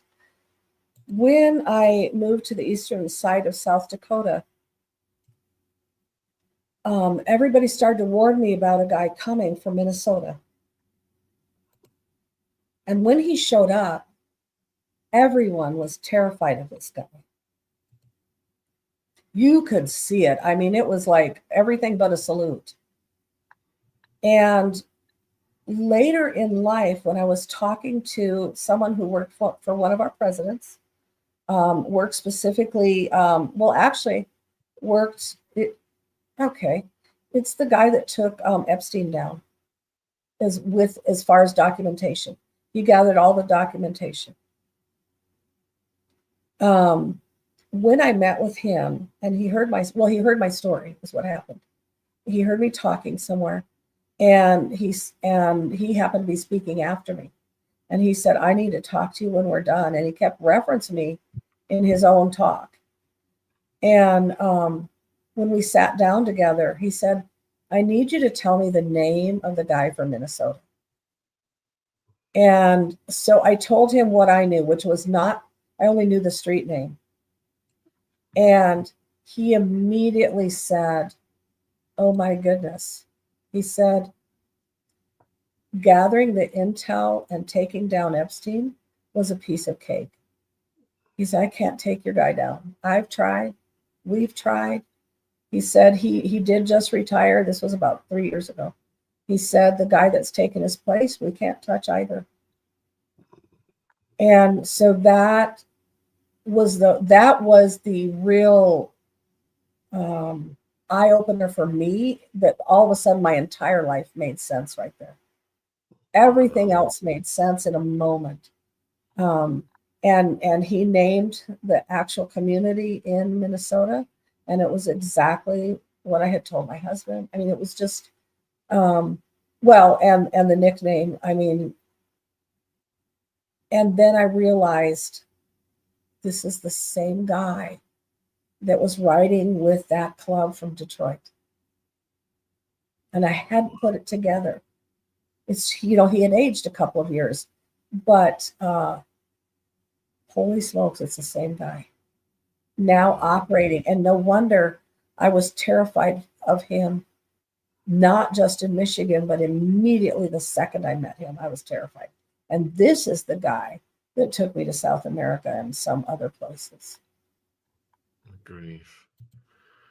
All right. So, were there more children that you knew involved also? Yes. Yep. And in fact, I was getting really close to contact with one of them. I'd been in contact with her sister. Her sister heard me speak. Her sister knew, I knew them when I was younger in the very first community. And their dad was involved. And I wasn't going to say that. And she was in the audience. And she came up to me and she said, I think my dad was involved. Do you think my dad was involved? And then she said, and I think it happened to my sister. Well, I already knew one of the faces was her sister. I didn't know where she was. I didn't know if she was alive. I didn't know anything. And she said, I've got to connect you with my sister. And that sister was off of this planet forever within a few months of that. And I never got to meet up with her. Oh my God. Wow. And it was a supposed self-unaliving. But I don't think so. Yeah, staged. And So, yes to Brightmoor. involvement of Freemasons in this. Absolutely. This is something that I tell people regarding that. Anyone just about in rural America who is ever transported, used in that, are going to run into them, because not every Freemason is a bad person. But I would just about bet that most lodges have individuals that are involved.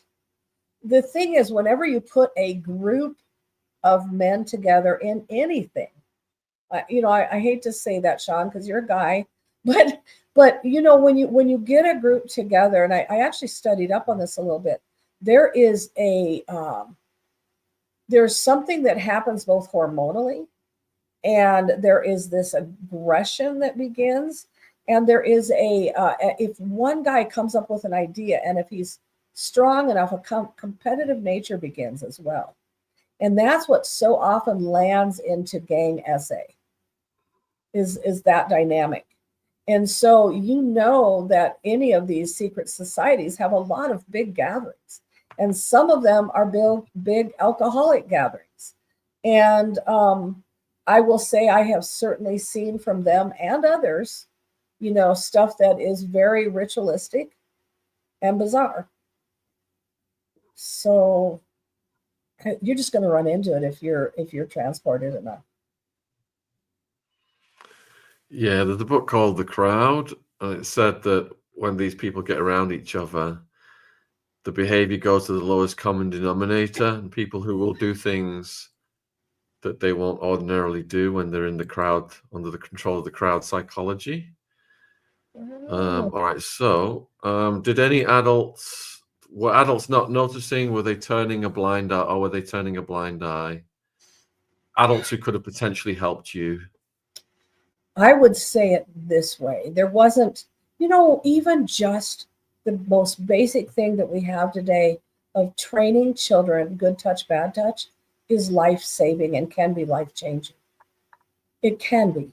Not always, because, it can be in your own home, and, it can surprise you. It can be forced, but it is one of the deterrents. That wasn't being taught. That's one of the things. Adults weren't teaching it, nor were they thinking that way either.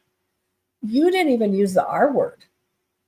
So, I hadn't even really heard the R word, let alone gang R. And I would say it was a more ignorant time. I know my mother read my book. Here comes one of my lame jokes. I'll prepare you now. But it's true. I didn't want her to read my book. I didn't want my parents to read my book at all. And my mom said, "You're not the boss of me." Oh, no, I'm not. And she said the first time she read it, she read it very numb.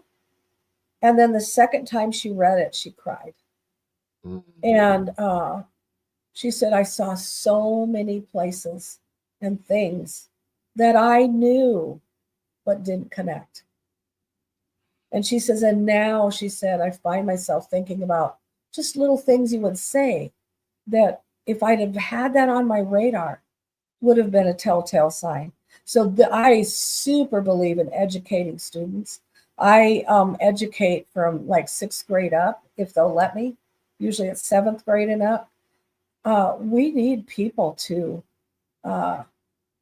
teach children, and at home start teaching, basics as much as you think your child can learn. to keep them safe. Because yes, this is definitely still happening today. And unfortunately, it's happening on a much larger scale today.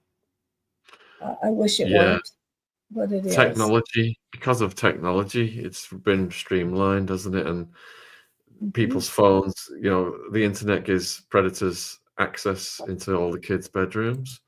Well, All right. and access to, I'm trying to see the word you call it, access to so many adult videos and well, and CP. They're so, it's at your fingertips, and it absolutely feeds this beast. Adult videos feed this beast, and it's never enough. And when it's not enough, then they want to act it out. And the more they act it out, the more that's not enough. And it just degrades from there.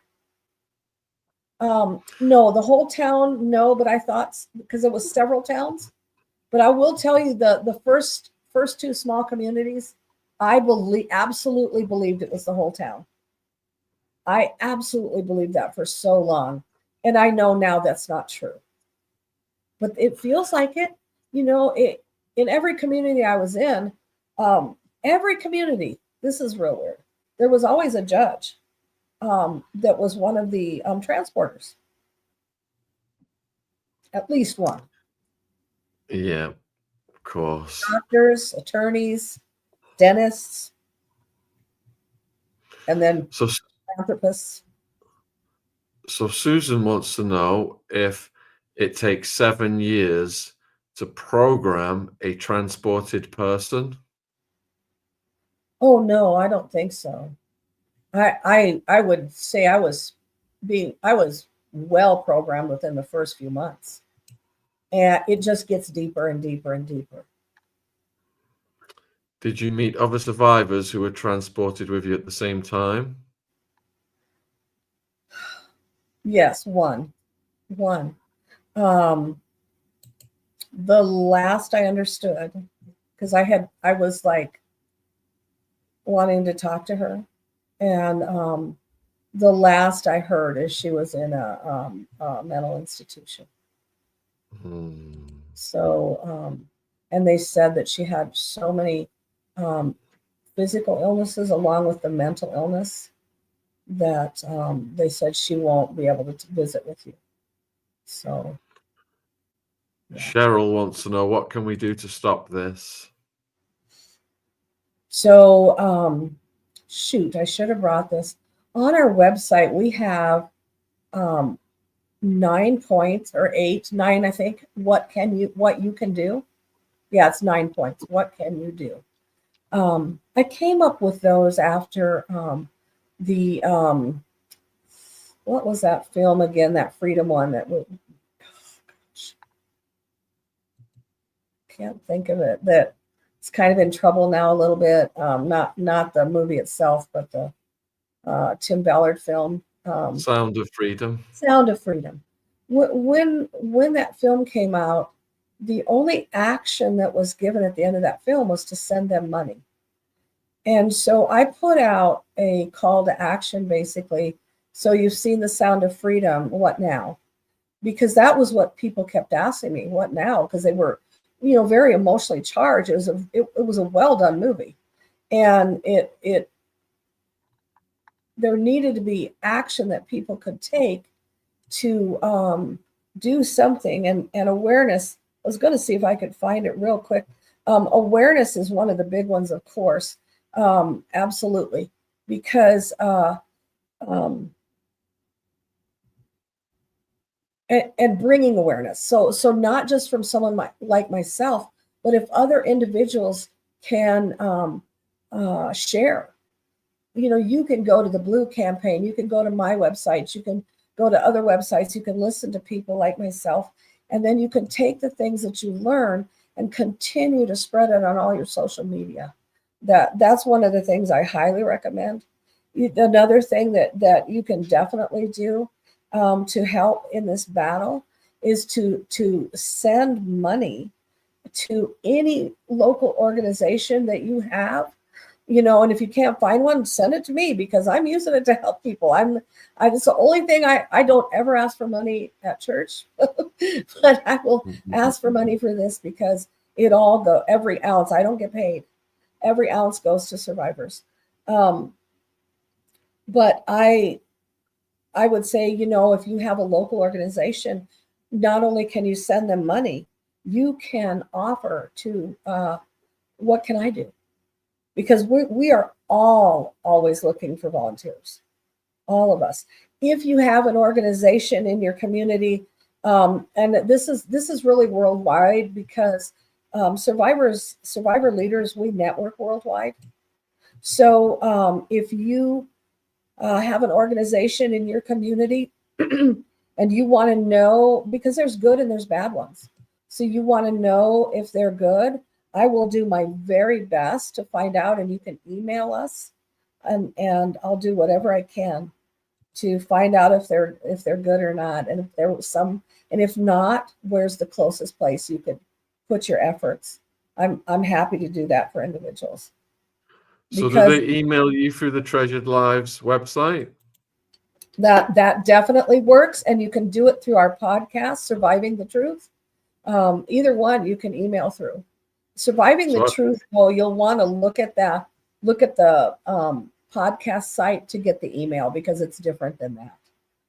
So I've got I've got the Treasured Lives website link. Yeah. Other viewers are asking, what's your podcast link? I'm new. We're new. Let's see. It's Surviving the Truth. Gosh. Well, the link is Surviving the Truth, true crime, but the email is different, and I know I can't even say the word on here because we originally called it Transporting the Truth, but not the word transporting. And so it's better to just look that email up on the podcast, Surviving the Truth, True Crime. You should be able to pull it up. You won't find it otherwise because we have already been shadow banned. We went from 65,000 views to about 500. So we're trying to learn. I especially am trying to learn what is okay and what is not okay.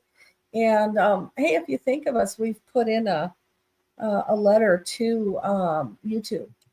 I'm trying to fight for the freedom to use the T word because, that's part of the battle, isn't it? Shouldn't we be able to use that word and use it freely because it's in the news and it's a real thing and it's not a salacious term? Why can't we go ahead and use that term freely? So I'm trying to fight for it. I agree. So I've got your YouTube channel link now.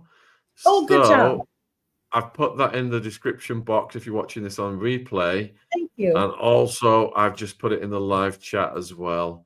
So if you want to subscribe to Kelly, that has just gone out in the live chat. And let me just have a look. Yeah, there it is. I'll put it up on the screen as well so people can see it. And yeah, sadly, the algorithm is such that the more we use certain words, the less they put your videos out to everybody else. Yep, and we are instead of surviving, we actually had the T word there. So you can imagine, and they allowed it, and we got that 65,000 with the T word there. And then all of a sudden it just boom. And that's when we got a little notice and another notice. And so I'm trying to reason with them about that word. I don't know that it's feasible, but I'm trying. Something I do is fight for things like this. You could fly under the radar for a bit on YouTube, but the algorithm eventually catches up with you, and then it starts then it starts to punish you and punish you and punish you unless And how do you you come change. out of that? Even if you quit using it, we've done, well, we've still failed here and there though. We have a swear jar now for using the T word. We just have our own words that we use now to try and outsmart it. Yep. And then, it'll catch on eventually and we'll change it all again. And round it goes like an arms race. Will you, so like, have you ever been shadow banned where you had to come back? Are you able to come back from that? I've lost my channel twice over this kind of stuff. So what did you do? Start a new channel? No, the public, God bless them, lobbied YouTube to reinstate my channel. And it's thanks to the viewers and the supporters that we got it back. Oh, thank goodness. Thank goodness. Yeah, it's been, it's a learning curve. It's a real learning curve. If people think you make big money at this, you really don't. But it's like, this is my passion. And the two others that are on, oh yes, so many major crimes. What were the worst crimes that you witnessed? So I cannot describe to you, but I will say this. One of the things they did when I was 6 or 7, they're warning you of all the horrible things they can do to you. And I didn't know at the time that, they couldn't really scar me, or send me home that way. I didn't know that. You don't know that as a child. And they brought in an adult female. This is just one of the incidents, and horrifically tortured her in ways that are so indescribable. I simply can't. I'll never be able to share what I saw. It was that bad. And when you see that, they can do what they say they can do, and they will do it. And then I saw so many more incidences like that. And there are times you're forced to be a part of that. That way they make you culpable, even though you're not. I mean, you can't even as a child do anything without someone holding your hand. But it's all a mind game. It's all part of that programming. It's all, you did this. And more than that, though, it not only scars you, but the lifetime of nightmares. Nightmares only quit for me. The really horrific ones really slowed down after, about 20 years ago, which is amazing. So that was after, about 10 years of getting help. But they still come sometimes. You can't unsee some things, especially if your system of denial is breaking down. Some of that comes with age as well. And some of it is your brain just can't hold it. So stuff starts to come out that you wish you didn't remember. But yeah, I've seen things that are indescribable. I myself wanted to off somebody with good reason. I was going to take myself and a bus of girls and get out of there. And I had the whole plan figured out with all the girls, and one girl let them know my plan ahead of time, and they were ready for me. And they always had, can you say, oh no, you can't. So they always had, I got to think of a better word than this. It looks like that. Sean, give me a word.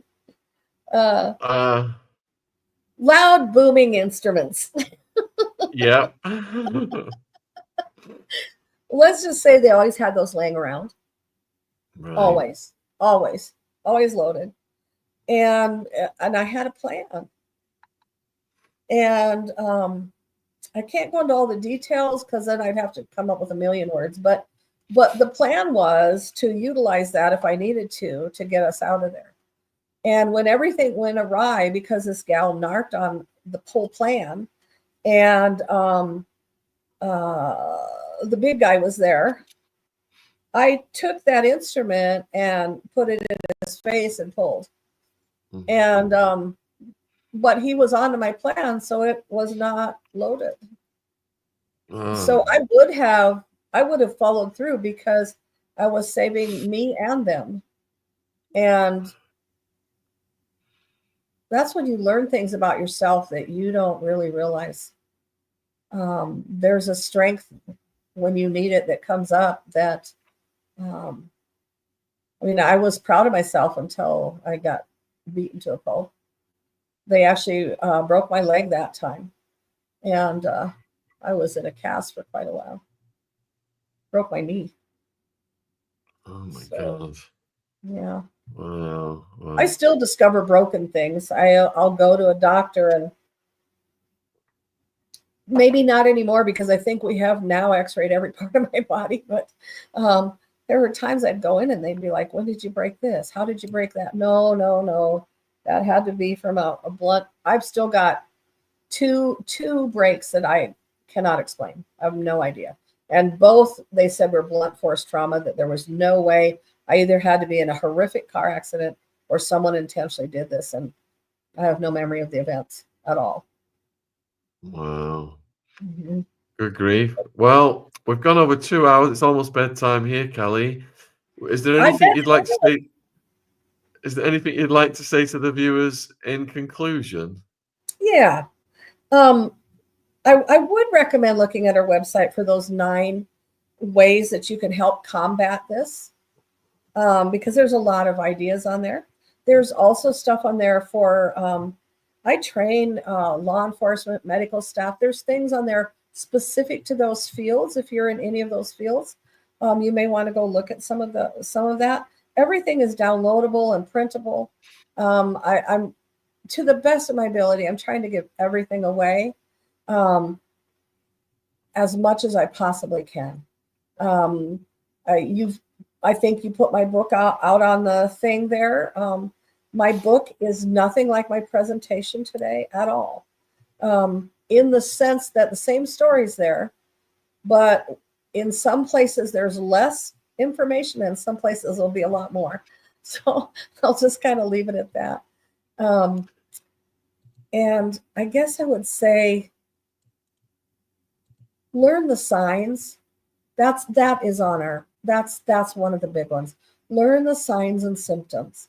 If you do, and I might even try to put a video out on this, learn the signs and symptoms though, so that you can stop something in progress.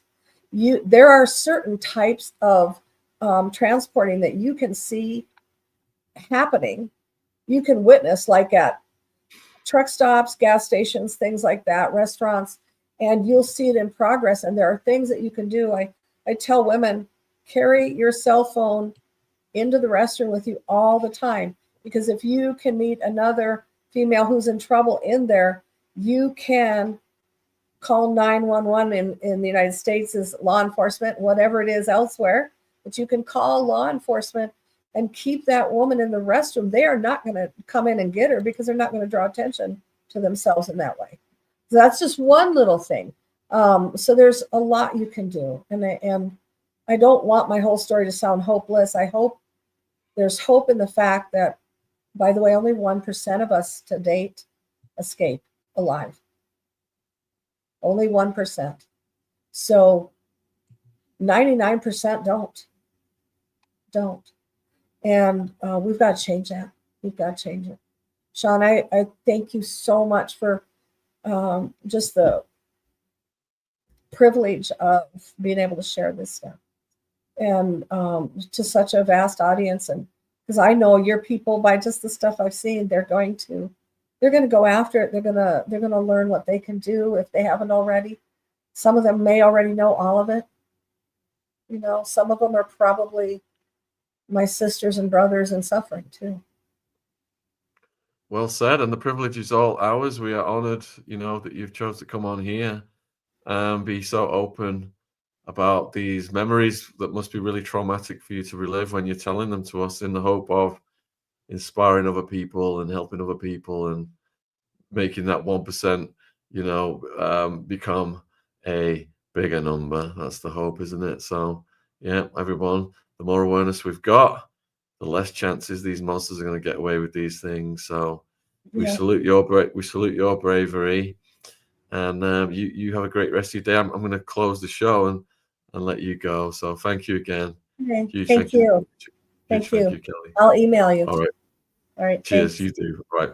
Good night. Bye. God bless. Take care. Bye. Bye. All right. Thank you, everybody, for being so supportive of Kelly. The links are in the description box. You can go over to her YouTube channel and subscribe and give us some love and say you've come from over here. There's a link for the book on Amazon USA, and there's a separate link for the book on Amazon UK. And we've got quite a few shows lined up for the next few days. We've got a show that perhaps ties in the most closely to this subject. This one's coming out on Wednesday at 8 p.m. and it is a tunnel survivor who was held by evil nuns. And she's a survivor, Maureen Sullivan. She's got over 1,000 reviews on her book on Amazon. A survivor of the Magdalene laundries. So this is a huge story. And I think I'm going to be interviewing Maureen Sullivan. I think Beverly is joining me on that as well. We've asked Jen. But I think Jen's coming on the Russell Brand panel tomorrow. We've got several people coming on the Russell Brand panel, so look for that one. And then after the Russell Brand panel, I've got George, the Giant Slayer, coming back on to talk about the end of woke and Harry and Meghan. And then I've got Lionel coming on at 9 p.m., who's the ex-prosecutor, charismatic ex-prosecutor, to talk about the Russell Brand case. So we've got tons more content coming out tomorrow. I do deserve some chocolate. I had a little bit of chocolate, Mary, before I got on the screen tonight. My energy was flagging. I had some grapes as well. And Jen is in the chat. Jen is still awake. And she is indeed going to be on the Russell Brand panel. Why not interview Russell himself? I would love to interview Russell, but I imagine he's probably been told not to do any interviews right now because things could be used against him in court. And I know we've had a varied viewpoints on Russell's situation. Matthew Steeples was on today with Ron, John Wedger on. We've had a Russell Brand ex-girlfriend on. And I think those diverse viewpoints are going to be represented tomorrow on the Russell Brand panel, which is starting at 6 p.m. UK, I believe. So again, thank you, for helping us create such a safe, supportive space for survivors such as Kelly. And, all the survivors who come on, they just say that they've never found a community with so much love and respect for them and such great questions and support as on this channel. And that's a credit to you guys. When is Lionel on? Joseph's asking. So Lionel, we've got George the Giant Slayer from 8 to 9 tomorrow and Lionel from 9 to 10. So that's what we've got lined up. No Russell Brand in person, please. Do you sleep, Sean? I try and sleep, Erica, but baby Ziggy's been up every night since he turned 1. He'll just get up at 3 in the morning, stay awake for an hour or two, and one of us has got to stay with him and watch him and make sure he's safe and feeling loved. So, there's a lot to it. And Jen is an absolute trooper. Wow, Jen, I have afternoon naps at least when Ziggy naps, but Jen keeps soldiering on through. Yeah. All right, so we will speak to some of you tomorrow. Hope to see you then.